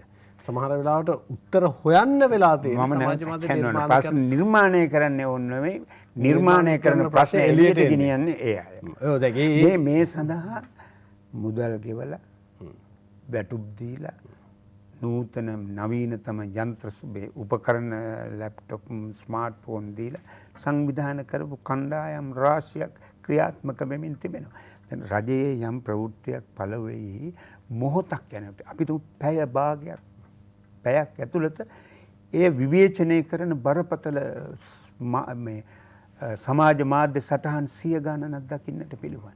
කොහොමද මේ තරම් ඉක්මනින් ප්‍රතික්‍රියා දක්වන යාන්ත්‍රණයක් කොහොමද තියෙන්නේ? ඒක සැලසුම් කරලා ක්‍රියාත්මක වෙමින් තියෙන්නේ. ඒකට සහාය වෙන යම් යම් පුජ්‍යලයොත් ඉන්නවා. නමුත් මෙතන සංවිධානාත්මක කැම්පේන් එක ව්‍යාපෘතියක් තිබෙනවා. ඒ ව්‍යාපෘතිය ඔවුන්ට ඉතාම වාසිසහගත වුණා. පසුගිය කාලේ ඇතිවෙච්ච ආර්ථිකයේ බිඳ වැටීම ආර්ථික පසුබැසීම කොරෝනා වසංගතය කොයිතරම් උත්සාහයක් ගත්තද කොරෝනා සඳහා එන්නත් ගෙන එන විට ඒ වැඩසටහන කප්පාදු කරන්න හිතන්න දසුන් එක අවධියකදී අපේ රටේ ජනතාව අතර මතයක් දුන්නා ෆයිසර් තමයි හොඳම එන්නත. එනිසා ෆයිසර් එනකන් එන්නත් ගන්න එපා. සයිනෝෆාර්ම් ඇස්ට්‍රාසෙනිකා එපා. ෆයිසර් ඇවිල්ලා දෙන්න ගත්තාම මොකද වෙන්නේ? ෆයිසර් නිසා අතුරු ආබාධ එනවා, ලිංගික බෙලහීනතාව ඇති වෙනවා, මරණය පවා සිද්ධ වෙනවා. මේ සැලැස්ම. ඒ සැලැස්ම එළියට යනවා ප්‍රචලිත කරනවා සමාජ මාධ්‍ය භාවිත කිරීම. එතකොට සමාජ මාධ්‍යයට නෙවෙයි දඬුවම් කළ යුත්තේ ඒ නැත්නම් පණිවිඩය ගෙන ආපු එක්කෙනාට නොවෙන්නේ. ඒක නිර්මාණය කරපු එක්කෙනාට වරද කරපු කෙනාට දඬුවම් කරන්නට ඕන. ඒ දඬුවම් කිරීම සඳහා තමයි ඒ පාලනය කිරීමට තමයි නියාමනයක් අවශ්‍යයි. ඔව් දැන් ඒක පිළිබඳව ඔබතුමාලට දීර්ඝ කාල හැදෑරීමකුත් තියෙනවා. දැන් ඔය කියන විදිහට ඔබතුමාලා ඒ ගැඹුරු අධ්‍යයනයකුත් තියෙනවා. හැබැයි අපි තාම කියලා ඒ වෙනුවෙන් නියාමනයක් අවශ්‍යයි කියලා. අපි තාම ඉන්නේ පටන් ගත්ත තැන. හැබැයි ප්‍රශ්න උඩ දුවලා තියෙනවා. මේක සමහරලාට ඊට පස්සේ ආපහු දැන් 2015 ආණ්ඩු පෙරලෙන්න සමහර වෙලාවට දැන් ඔබතුමාලමත් කියනවානේ ආණ්ඩු පාර්ශවයත් කියනවා සමාජ මාධ්‍ය ප්‍රබලව බලපෑවා කියලා.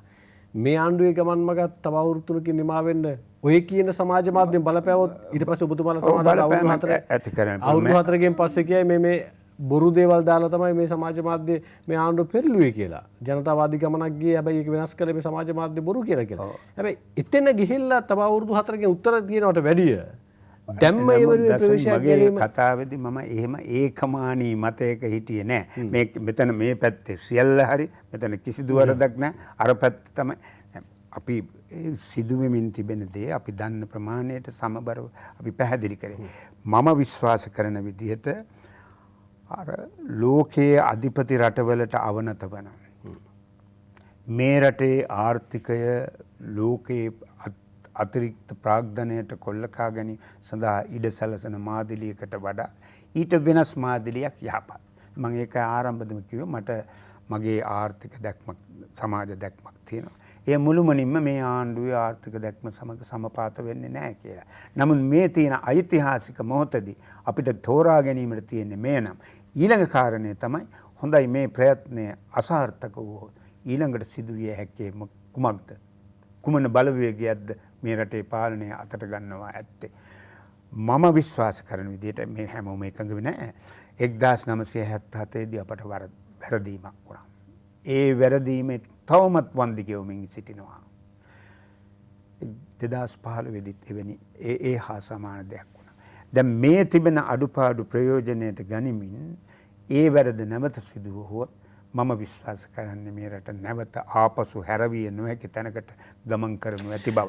මට ඒකට එකතු කිරීමක් කරන්න දැනට අනික් පිළේ විපක්ෂයේ ඉන්න ප්‍රබලයෙක් නිතර කියනවා මට අවුරුදු 5ක් මදි 25ක් ඕන කියලා. මොහොත් සමරණගේ මහත්තයා දැන් සමහර වෙලාවට අනෙක් පැත්තෙන් 77 පරිවර්තනය සිද්ධ වෙන්න සමගි පෙරමුණු ආණ්ඩුව බිඳ දාන්න එතන හේතුපාදක වෙච්ච දේශපාලන විචල්යන් තියෙනවා. රාශියක් තියෙනවා. ඒ නිසා තමයි 6න් 5ක ඓතිහාසික බලයක් ජයවර්ධන මහත්තයාගේ ආණ්ඩුවට දෙන්නේ. ඒ ලබාගත් 6/5ක බලයේ ආශිර්වාදයෙන් තමයි ඔය 77 ආර්ථික ප්‍රතිපත්ති වෙනස් කරන්නේ. හැබැයි ඒකට ජනතාව අත් දෙක මුස්සලා එකඟතාවය පළ කරනවා. එතනින් මෙපිට ආණ්ඩු මාරුවීම් දීර්ඝ කාලෙම සිද්ධ වුණානේ. 2015 ඔබතුමා ලෝක කියන කාරණේ තුලත් ආර්ථික වර්ධන වේගය 7.3කට ගිහිලා තියෙද්දිත් ඒ ආණ්ඩුව පරාජය කරනවානේ. ඊට පස්සේ යලි අවුරුදු 5කින් බලය ගෝඨාභය රාජපක්ෂ මහත්මයාට ලබා දෙනවානේ. දැන් ඒ ගෝඨාභය රාජපක්ෂ මහත්තයා සෞභාග්‍ය දක්ව ප්‍රතිපත්ති ප්‍රකාශය ජනතාව ළඟට අරගෙන ගිහිල්ලා ජනතාව ඡන්දෙ දෙන්නේ ප්‍රතිපත්ති ප්‍රකාශය කියවලාද කියන කාරණේ සම්බන්ධයෙන් ප්‍රශ්නයක් තියෙනවා.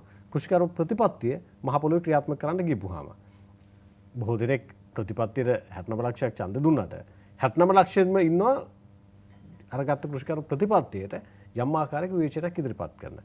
මගේ ප්‍රශ්නේ මොහොන් සමරණගේ මහත්තයා ප්‍රතිපත්ති ප්‍රකාශයන් තුලේ ජනතා නායකයන්ට හොඳ දැක්මක් තියලා යහපත් දැක්මක් තියලා තමන්ගේ රටේ පුරවැසියන් නිරෝගීමත් කරන්න ඕන කියන තැනක ඉඳලා ප්‍රතිපත්තියක් ක්‍රියාත්මක කරන්න උත්සාහ ගත්තට මහ පොළොවේ ඉන්න මිනිස්සු ඒක පිළිගන්න සූදානම්ද? ඒ පිළිබඳව කීමක් තියෙන කියලා ඔබතුමා විශ්වාස කරන දාන්නට.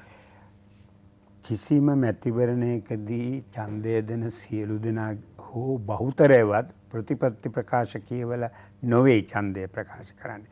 ඔවුන් සවන් දෙන ඔවුන් අධ්‍යක්ෂණ බොහෝ වෙලාවට වේදිකාවේ කියන්නේ ප්‍රතිපත්ති ප්‍රකාශයේ තියෙන දේවල්නේ. නෑ වේදිකාවල නම් ප්‍රතිපත්ති ප්‍රකාශයම නෙවෙයි කියන්නේ බොහෝ විට අපේ රටේ මැතිවරණ වේදිකාවල වැඩි කියවෙන්නේ මේ අවලාද ඇනුම් බැනුම් උපහාස අපහාස. නමුත් මම දකින දේ තමයි බලයට පැමිණියාම ක්‍රියාත්මක කරන වැඩපිළිවෙලනේ ප්‍රතිපත්ති ප්‍රකාශයේ තියෙන්නේ.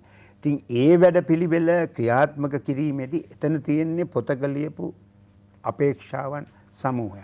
ඒ ක්‍රියාත්මක කිරීම සඳහා විධිමත් සැලැස්මක් යාන්ත්‍රණයක් වැඩපිළිවෙලක් අධීරෙන් අධීර කොතනටද යන්නේ කියන සැලැස්මක් තිබෙන්නට ඕන. එහෙම නැති වුණු අවස්ථාවල වැරදීම් සිද්ධ වෙනවා. ඒක තමයි මම ආරම්භයේදී කිව්වේ බොහෝ ඒකට අර්ථකථන නොදුන්නට මේ සමහර ජයග්‍රහණ අත් කරගන්නේ වැරදීම් අත්හැරීම් පසුබැසීම් රාශියක් මැද කියලා.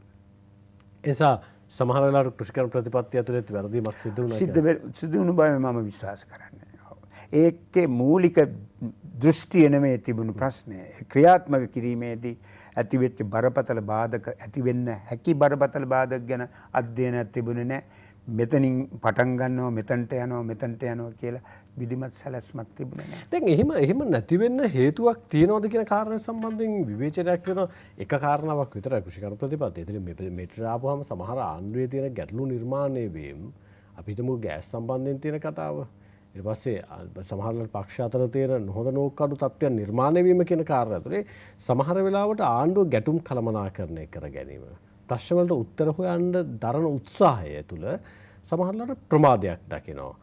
ඒ ප්‍රමාදයේ සමහරවිට නැහැ කියලා හිතෙන්න තිබුණා ඔබතුමත් මැතිවරණ වේදිකාවේ මතය වෙනස් කිරීම වෙනුවෙන් ඔබතුමා කතා කරලා තියෙනවා රැස්වීම 60ක 70ක.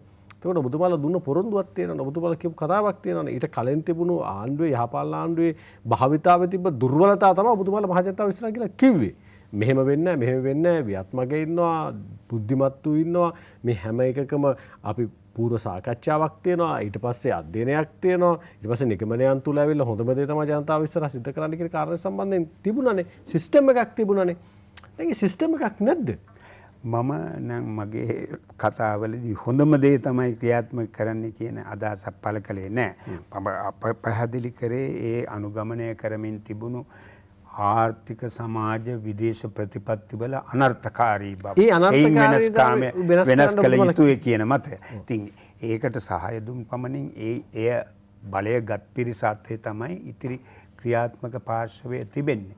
එය සාර්ථක කර ගැනීමේදී ඒ බලය ගත්ත පෙරමුණ තමන් ඇතුලේ ස්වයං විවේචනයක් කරමින් බාහිරව එක පෙරමුණක ක්‍රියා කිරීම අවශ්‍ය වෙනවා. එසේ නැති වූ විට ඇතිවන විවර ඇතුළට රිංගන්නේ සතුරු බලවේග.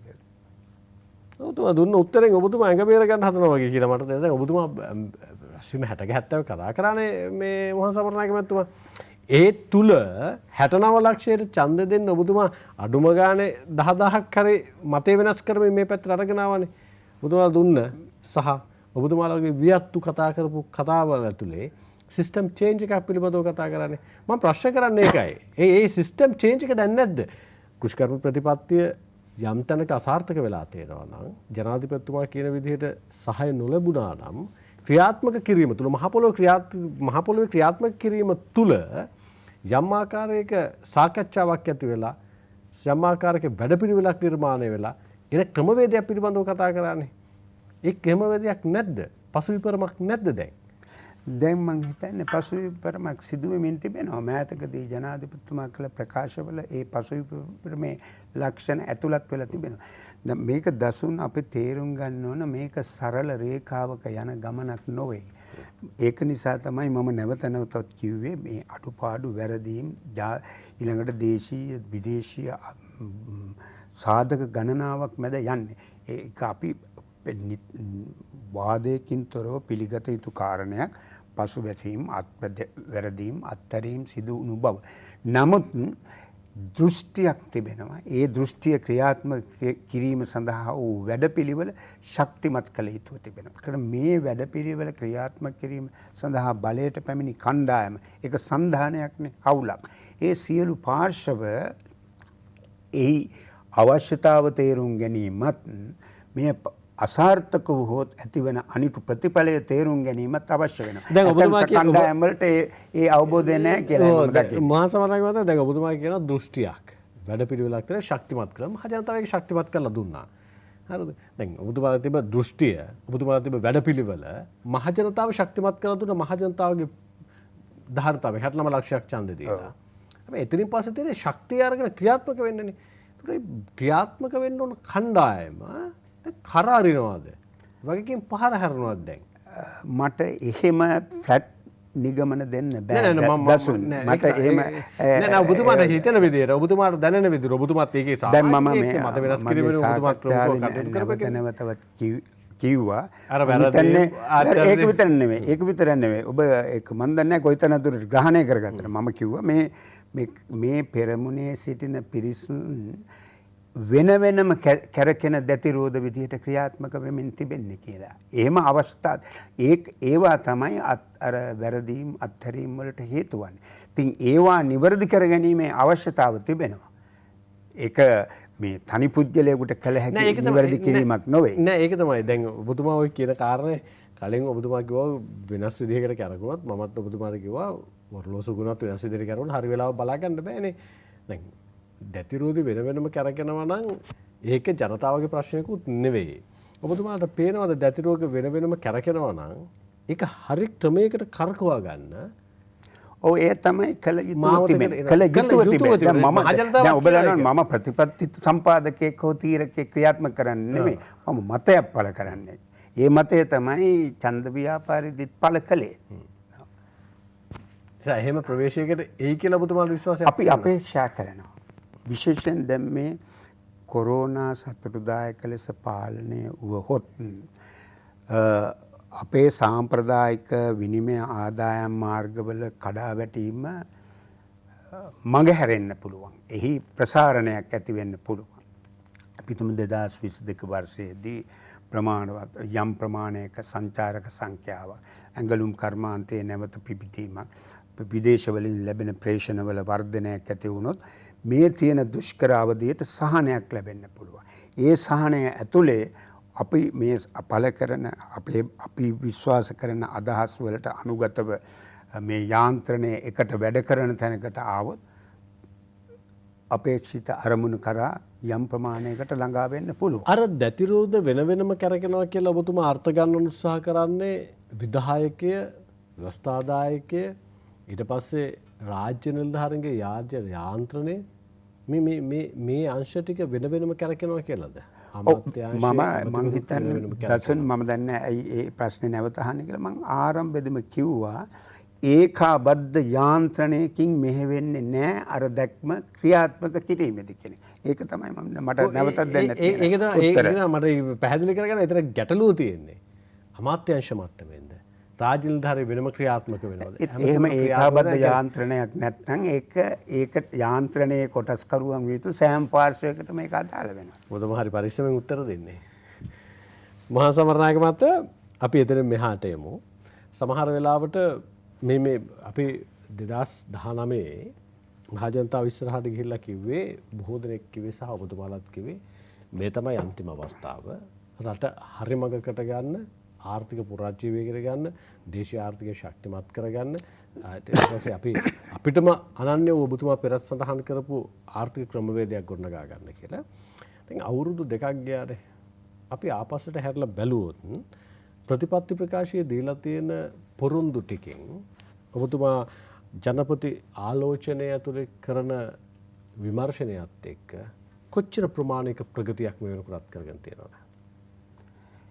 එහෙම 100ට ගණනක් හෝ සංඛ්‍යාවක් මට සඳහන් කරන්න බෑ. එහෙම හදිසියේ අනිත් එක ඒක ගණන් බලන ගණිතමය සූත්‍රයකුත් නැහැනේ දසුන්. අපිට මට කියන්නට පුළුවන් දේ ප්‍රගතිය මූලිකව කරුණු 10ක් සම්බන්ධයෙන් අවධානය යොමු කළානේ. ඔව්. මේ ජනතාව හමුවේ තැබූ පොරොන්දු ක්‍රියාත්මක කිරීම සඳහා වූ ප්‍රයත්නයක් ගත්තා. ඒ ප්‍රයත්නයේ ඇතැම් ප්‍රතිඵල තියෙනවා. මට ඒක ඉලක්කම් වලින් මෙච්චරයි 102යි 105යි කියලා මේ මොහොතේ එහෙම ගනින්න පුළුවන් කමක් නැහැ. නමුත් ඒ ප්‍රයත්නයෙන් ලැබුණු ප්‍රතිඵලත් කොරෝනා වසංගතයත් ඒ නිසා සමග ඇති වූ ආර්ථික කඩාවැටීමත් ඇතැම් තීරණ වල තියෙන සැලසුම් විරහිත ස්වභාවයක් නිසා ඒක වැසී ගියා. දැන් මෙතන ජනපති ආලෝචන ග්‍රන්ථයේ මම ලියන පෙරවදන සඳහන් කරන දෙයක් තමයි ඒ කොරෝනා ව්‍යසනයේ දවන්ත සෙවණැල්ලෙන් වැසී ගිය දේ නැවත එළියට ගන්න උත්සාහයක් තමයි මේ ප්‍රකාශනය කියන එක. අද සුසිල් ප්‍රේමජයන්ත රාජ්‍ය අමාත්‍යතුමන්ගේ රාජ්‍ය අමාත්‍ය ධූරය අහිමි වෙනවා.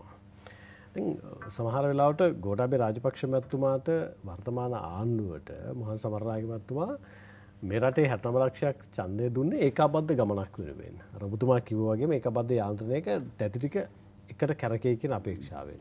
ව්‍යවස්ථා ප්‍රතිසංස්කරණය පිළිබඳව මූලිකව සඳහන් කරලා තුන්වෙනි ජනරාජ්‍ය ව්‍යවස්ථාවක් අනිවාර්යයෙන්ම ගේනවා කියන කාරණාව සංශෝධන කියන කාරණා ඉදිරි කරලා. මේ වෙනකොට කෙටුම්පත් කිරීම ආරම්භ කරලා තියෙනවා. මේ වෙනකොට ඒ සම්බන්ධයෙන් වෙන මැදිහත් වීමක් කරන හැබැයි අවසානයේ ඡන්ද විමසන තැනට එනකොට පාර්ලිමේන්තුවේ ඔය කියන තුනෙන් දෙකේ බලය තියෙදි කියන කාරණා සම්බන්ධයෙන් මේ වෙලාවේ හාත්පස වෙන සාකච්ඡා සම්බන්ධයෙන් ගැටලු තියෙනවා. අර ඒකාබද්ධ යාන්ත්‍රණයට 69 ලක්ෂයක ජනමතයට දිනවන්න ඡන්දය දුන්නු ප්‍රතිපත්ති ප්‍රකාශයේ ප්‍රතිපත්ති වලට මේ දේශපාලන විචල්යන් ඇතුළේ ඉදිරියේදී මොකක් වෙයිද? එහෙම අනාවැකියක් නිශ්චිතව කියන්න මට පුළුවන් කමක් නැහැ. නමුත් අපි දකින ආකාරයට මේ ගමන ගියහොත් වඩා යහපත් ප්‍රතිඵලයක් අත් කරගන්න පුළුවන්. ඊළඟට මම ඔබට කිව්වා මේක සන්ධානය. මේ සන්ධානය ඒකමානීය මතවාදයක එක පිහිටි පිරිස් වලින් නෙමෙයි දේශපාලන දෘෂ්ටි අනුව සකස් වෙලා තියෙන විවිධ කණ්ඩායමින්. දැන් මේට ශ්‍රී ලංකා නිදහස් පක්ෂය සම්බන්ධ වෙන්නේ වෙනමම සන්දර්භයක් ඇතුලේ. ඉතින් ඒ අයට තමන්ගේම වෙනම න්‍යාය පත්‍රයක් තිබෙනවා. ඒ න්‍යාය පත්‍රය අනුව ක්‍රියා කිරීම නිසා ඒ පිරිස් විතර නෙමෙයි තවත් කණ්ඩායම් වලට ඒක තියෙනවා. දැන් මම ඔබට කිව්වා ජනාධිපතිවරයා බලයට පැමිණීමෙන් පස්සේ වෙනත් දේශපාලන සංස්කෘතියක් හඳුන්වා දෙන්න උත්සාහයක් ගත්තා. ඇත්තම සමහර දේශ ක්‍රියාත්මක වුණා. නමුත් එවැනි ගමනක් යන්න සූදානම් නැති පිරිසක් ආණ්ඩු පිළිම රාජ්‍ය මේක ඇතුළේම සිටිනවා. ඒ අය පිරිසක් සමග තමයි මේ ගමන යන්න වෙලා තියෙන්නේ. ඒක ඕනම ආණ්ඩුවක් මුහුණ පාන විඝටනයේ මේකේ ද්විත්ව ස්වභාවය මේක. මේ වෙලාවේ මේ යුතුද ඔබතුමාලා විශ්වාසය? එය නොවිය යුතුයි. මොකද එය තේරුම් ගත යුතු දේශපාලන පක්ෂ සහ බලවේග. මන්ද එවැනි ගැටුම්කාරී පිළිවෙතක ප්‍රතිඵලය විය හැක්කේ අතීතයේදී සිදු වැරදි නැවත සිදුවීම සඳහා අවශ්‍ය පරිසරය නිර්මාණය කරදී. එහෙම වුණොත් ඔබතුමාට ආයෙ ගිහිල්ලා ජනතාව ඉස්සරහ කියන්න පුළුවන් වේද? අප ජනතාවට ගිහිල්ලා මට බලය ඉල්ලුවේ නෑ. නෑ මට මේ අපට සිදුවන දේ ගැන මගේ විවරණය කියන්න පුළුවන්. දැන් ඔබතුමා බලය ඉල්ලුවේ නෑ. හැබැයි ඔබතුමා බලය ලබා ගන්න කණ්ඩායමේ මතේ නියෝජනය කරානේ. ඒ මතය අරගෙන ගිහලා ඒ පොරොන්දු ටික ඔබතුමාලා කිව්වනේ. මේ පිරිස බලයට පැමිණීම සඳහා ජනතාව ඡන්දය ප්‍රකාශ කළ යුත්තේ ඇයි කියන එක තමයි අපි පැහැදිලි කරන්නේ. මම මේක අර පොරොන්දු ටික තිබ්බනේ මේ මොහන් සමරනායක මහත්තයා ඇයි කියලා කියන ප්‍රශ්නය ඇතුලේ ඡන්ද දෙන්න කියලා අපෝ ඇයි කියලා මං ඇහුවාම ඔබතුමාට හේතු ටිකක් කිව්වනේ. ඒ හේතු ටික තමයි ප්‍රතිපත්ති ප්‍රකාශයේ තියෙන්නේ. ඔව්. ඒ ඔබතුමාට දැන් මේ කණ්ඩායමට ඡන්දය රන් දීලා ඒ හේතු ටිකට උත්තර හොයන්න නැතුව ආයෙ ගිහලා කියන්න පුළුවන්. මට සිදුවෙමින් තිබෙන දේ ගැන මගේ දැක්ම අනුව දෘෂ්ටිය අනුව මතයක් පළ කරන්න විවරණයක් කරන්න පුළුවන්. ඒ කියන්නේ ඔබතුමාට දැන් අපි හිතමු යම් මත වෙනස් වෙන්න පළ කරන මතය ඒ අදහස යථාර්ථයක් නොවෙන්න පුළුවන්නේ. ඒක ඕනම දෙයකදී සිද්ධ වෙන දෙයනේ. ආගම් වලට වුණත් ප්‍රකාශ තමන් දේශනා කරපු දේ සමාජයේ එහෙමම වෙන්නේ නැහනේ. ඉතින් ඒක නොවෙනවා නම් ඒකට බලපාන වෙනම සාධක තියෙනවා. ඒක වෙනම අඳුනගත යුතුයි දෙයක්. මහා සමරනායක මහත්තයා මගේ ඊළඟ ප්‍රශ්නය. දැන් ඔබතුමාලා දැන් මේ මම කලින් කතා කරපු කාරණාව මතයක් අරගෙන ඔබතුමාලා ගියා ජනතාව ළඟට. හරි. දැන් ඊට පස්සේ ඒ ජනතාව මේ මතයට ප්‍රතිපත්ති ප්‍රකාශයට ඡන්දය දුන්නා. එනිසා ඔබතුමාලා ආණ්ඩුවේ මතය නියෝජනය කරන කණ්ඩායමක් විතර තමයි ජනතාව ළඟට ගියේ.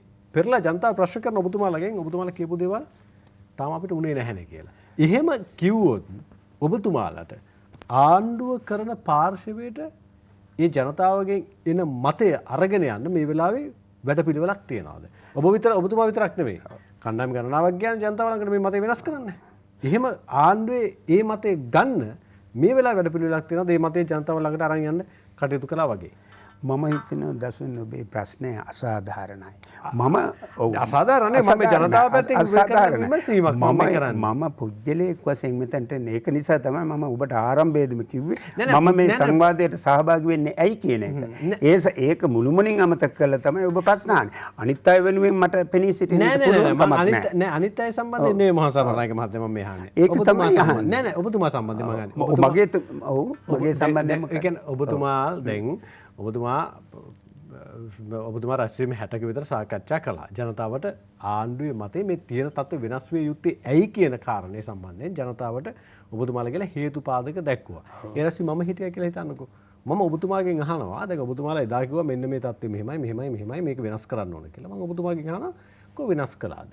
කො වෙනස් කරන්නේ නැහැ කියලා මම ඔබතුමාට ඊට පස්සේ මම ඔබතුමා ඊට පස්සේ මම අහන්නේ මම ඒ ෆීඩ්බැක් එක ඔබතුමාට දුන්නාට පස්සේ මේ වෙලාවේ ඔබතුමාලා මතේ ජයග්‍රහණය කරලා බලය අරන් දුණු කණ්ඩායමක් ඉන්නවනේ.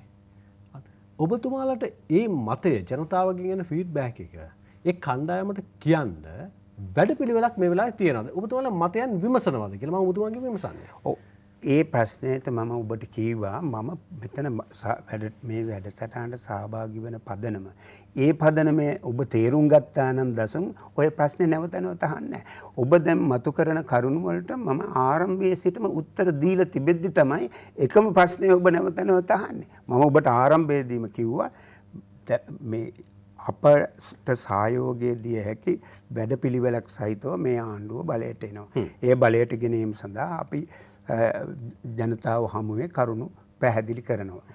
ඒ පැහැදිලි කිරීම අනුව තමයි මේ බලය ලැබෙන්නේ. ඉන් ඔබට ගිහිල්ලා රජයක හෝ ඇමතිවරුන් හෝ කරන සෑම දෙයකටම මගෙන් ප්‍රශ්න අහනවා නම් මම හිතන්නේ ඒක අසාධාරණ විමසීමක් කියලා. එතෙන්න මම යන්නේ මහා සමරනායක මහත්තයා. මම එතන ආණ්ඩුව කරන කාර්ය සම්බන්ධයෙන් ඔබතුමාගේ ලොකුම ගැටලුව තමයි මම ආරම්භයේ සිටම පැහැදිලි කරන දේ අමතක කළා ඔබ මගෙන් ප්‍රශ්න නෑ ආණ්ඩුවේ කරන කාර්යභාරයෙන් හෝ ඔබතුමා අර මුලින්ම සඳහන් කරපු කාර්ය සම්බන්ධයෙන් මම අමතක කිරීමක් නෙමෙයි මම මේ කරන්නේ. ඔබතුමාලා මතයක් අරන් යන්න ජනතාව. ඔව් දැන් මගේ පැහැදිලි කිරීමේදී මම කිව්වනේ ඒ අපි ගෙන ගිය මතය ක්‍රියාත්මක කිරීමේ පියවර රාශියක් ගත්තා. ඇතැම් මේවා යම් තරමකට දුරට ගියා. තවත් කරුණු අපේක්ෂා කළ දේවල් සැලසුම්ක් නොතිබීම නිසා පසුබැසීම් ඇති වුණා. ඊළඟට තවත් බොහෝ දේ කොරෝනා වසංගතයත් ඒ සමග ඇති වූ ආර්ථික අර්බුදයත් ඒ අර්බුදය ප්‍රයෝජනයට ගනිමින් ක්‍රියාත්මක වූ දැවන්ත ප්‍රචාරක ව්‍යාපාරයක් නිසා අඩාල වී ගියා කියන එක. මේක තමයි මට තවදුරටත් ප්‍රශ්න ඇහුවත් උත්තරයක් වශයෙන් කියන්නට තියෙන්නේ. මහා සමරනායක මහත්තයා දැන් ඊළඟට මම පැහැදිලි කරා මේ තත්ත්වයේ සමනය වීමේ ලක්ෂණ තියෙනවා. මට නම් අද කියන්න බෑ මොකද කොරෝනා වෛරසයේ ස්වභාවය තමයි තවත් විකෘතිතා ඇති වූ මියුටේෂන්ස් ඇති වූ. දැන් මේ ඊයේ පෙරේදා ඊශ්‍රායලයෙන් තවත් ප්‍රභේදයක් හමු වෙලා තියෙනවා. එවැනි ප්‍රභේදයක් අප්‍රිකාවෙන් ආවේ ඔමික්‍රෝන් ඊට සමාන ප්‍රභේදයක් හමු වී තිබෙනවා ඊශ්‍රායලෙන්. දැන් එයත් ලෝකයේ පුරා ව්‍යාප්ත වුණොත් තත්ත්වය දැන් මේ මම පළ කරන අදහස මේ වාතාවරණය වෙනස් වෙන්න පුළුවන්. නමුත් ලෝක සෞඛ්‍ය සංවිධානයේ ප්‍රධානියත් කියලා තියෙනවා 2022 දී කොරෝනා පාලනය කිරීමට හැකි වේවි. එසේ වුවහොත් අර ජනතාව හමුවේ තිබූ වැඩපිළිවෙල යම් සතුටුදායක ප්‍රමාණයකින් ක්‍රියාත්මක කිරීමට හැකිවනු ඇත කියන එක තමයි අපගේ තක්සේරුව. මහා සමරනායක මහත්තයා මේ අවසන් විනාඩි කිහිපය අපේ එන්නේ. දැන් සමහර වෙලාවට ඔබතුමාට පැවරලා තියෙන වගකීම සහ එතනින් එහාට ගියපු වගකීමක් ඔබතුමාට බාර දුන්නොත් ඔබතුමා බාර ගන්න සූදානම්ද? සමහරලාට මේ තියෙන හැදෑරීම අනුව මේ තියෙන ගැඹුරු කියවීම අනුව සමහරලාට මොහාන් සමරනායක මහත්තයා ඉන්න ඕන රජයේ ප්‍රවෘත්ති අධ්‍යක්ෂ ජෙනරාල්වරයා විදිහට නෙවෙයි. එතනින් එහාට ගියපු වගකීමක් බාර ගන්න ඕන කියලා කෙනෙක් යෝජනා කළොත් වගකීමක් බාර දුන්නොත් බාර ගන්න සූදානම්ද? නැත්තම් කලකිරලාද? මට එහෙම කලකිරීමක් නැහැ. කලකිරීමක් ඇත්තේ රටේ සමාජයේ ජනතාවගේ ජීවන මට්ටමේ කඩාවැටීමක් ඇති වෙනවා නම් ඒක මටත් පෞද්ගලිකව බලපානවා. ඒ නිසා ඇතිවන තැවුල හැරුණු විට ඔබ අදහස් කරන ආකාරයේ තවත් තැනක සිටිය යුතුයි කියන අභිලාෂයක් නිසා ඇති වූ වගකීමක් දරන්න ඕන කියලා හරි වගකීමක් දරන්න පුළුවන් පැහැදිලිවම මට එහෙම වගකීමක් දරන්න ඕන කියන අපේක්ෂාව පවා තිබුණේ නැහැ. මේක පෞද්ගලික කාරණයක් මම දන්නේ සුදුසුද කියලා පොදු වේදිකාවද කතා කිරීම. මම දැනට දරන තනතුරට පවා මම යම් ඉල්ලීමක් නිසා තමයි එතනට ගියේ. එහෙම නැතුව ඔබ අදහස් කරන ආකාරයේ තව තැනක සිටිය යුතුයි මේ තැන මට ලැබිය යුතුයි කියන තැනක මම නැහැ. ඒ කියන්නේ දැන් ඔබතුමා දීර්ඝ කාලයක් අඛණ්ඩව කටයුතු කළා සහ සමාජයේ ප්‍රජාව දැනුවත් කිරීමේ කාර්යභාරය වෙනුවෙන් ඔබතුමා නිරත වුණා. එක්තරා මතයක් ඔබතුමා නියෝජනය කළා. දැන් ඇති කියලා හිතනවාද? එහෙමත් නැහැ. එහෙම නෑ. දැන් මම ඇත්තටම මම අදසුන් මම ගැන කතා කිරීමට මම කැමති නැහැ. නමුත් ඔබ අහපු ප්‍රශ්නය නිසා මම ආරම්භයේදීම කිව්වේ මට සමාජ ආර්ථික දැක්මක් තිබෙනවා. මගේ ළමා සහ තරුණ කාලයේ සිටම මම ඒ වෙනුවෙන් පෙනී සිටි තැනැත්තෙක්. ඉතින් ජීවිතයේ ඊළඟ ඉතිරි කොටසෙදිත් මම ඒ වෙනුවෙන් තමයි පෙනී සිටින්නේ. දැන් ඒකෙදි මට නැවත ඔබට මතක් කරන්නට ඕන මගේ සමාජ ආර්ථික දැක්මත් මේ ආණ්ඩුවේ සමාජ ආර්ථික දැක්මත් මුළුමනින් සමපාත වෙන්නේ නැහැ. අපි පැහැදිලිව සඳහන් කළොත් මම විශ්වාස කරන්නේ මේ සමාජවාදී සමාජයක් ගොඩනැගීමෙන් තමයි මනුෂ්‍යයාට විමුක්තිය උදා කළ හැකි. ඒ ඉතා දුෂ්කර බොහෝ ඈත තියෙන දෙයක්. ඒ සමාජවාදයේ සඳහා 20 වෙනි සියවසේදී කළ අත්දැක බැලීම අසාර්ථක වුණා. ඒ නිසා සමහරු හිතනවා සමාජවාදය කියන්නේ මිත්‍යාවක්, ඒක කවදාවත් සාක්ෂාත් කරගත හැකි දෙයක් නෙවෙයි කියලා. සමාජවාදය කියන්නේ ධනේශ්වර ක්‍රමයේ ප්‍රතික්ෂේප කිරීම. දැන් වත්මන් ආණ්ඩුව ධනේශ්වර රාමුව ඇතුලේ ඉන්නේ. ඒක පිළිගත් ආණ්ඩුවක්. ඒකයි මම කිව්වේ අපි සමපාත වෙන්නේ නැහැ කියලා. අපි බෙහෙවින්ම ස්තුතිවන්ත වෙනවා. අද බොහොම ගෞරවයෙන් අපි ආරාධනා කරලා තීරණයට සහභාගී කරවාගත් රජයේ ප්‍රවෘත්ති අධ්‍යක්ෂ ජෙනරාල්තුමන්ට ප්‍රවීණ භාරතයේදී මොහන් සමරනායක මහත්මයාට ජාත්‍යන්තර දේශපාලනය පිළිබඳව සමාජ හැසිරීම පිළිබඳව සහ ආර්ථික විචල්යන් පිළිබඳව සමහර වෙලාවට සමහර ආයතනවල සංවිධානවල ක්‍රියාකාරීත්වය තුළ රටවල් වලට වන බලපෑම පිළිබඳව එතුමට ගැඹුරු හැදෑරීමක් තියෙනවා.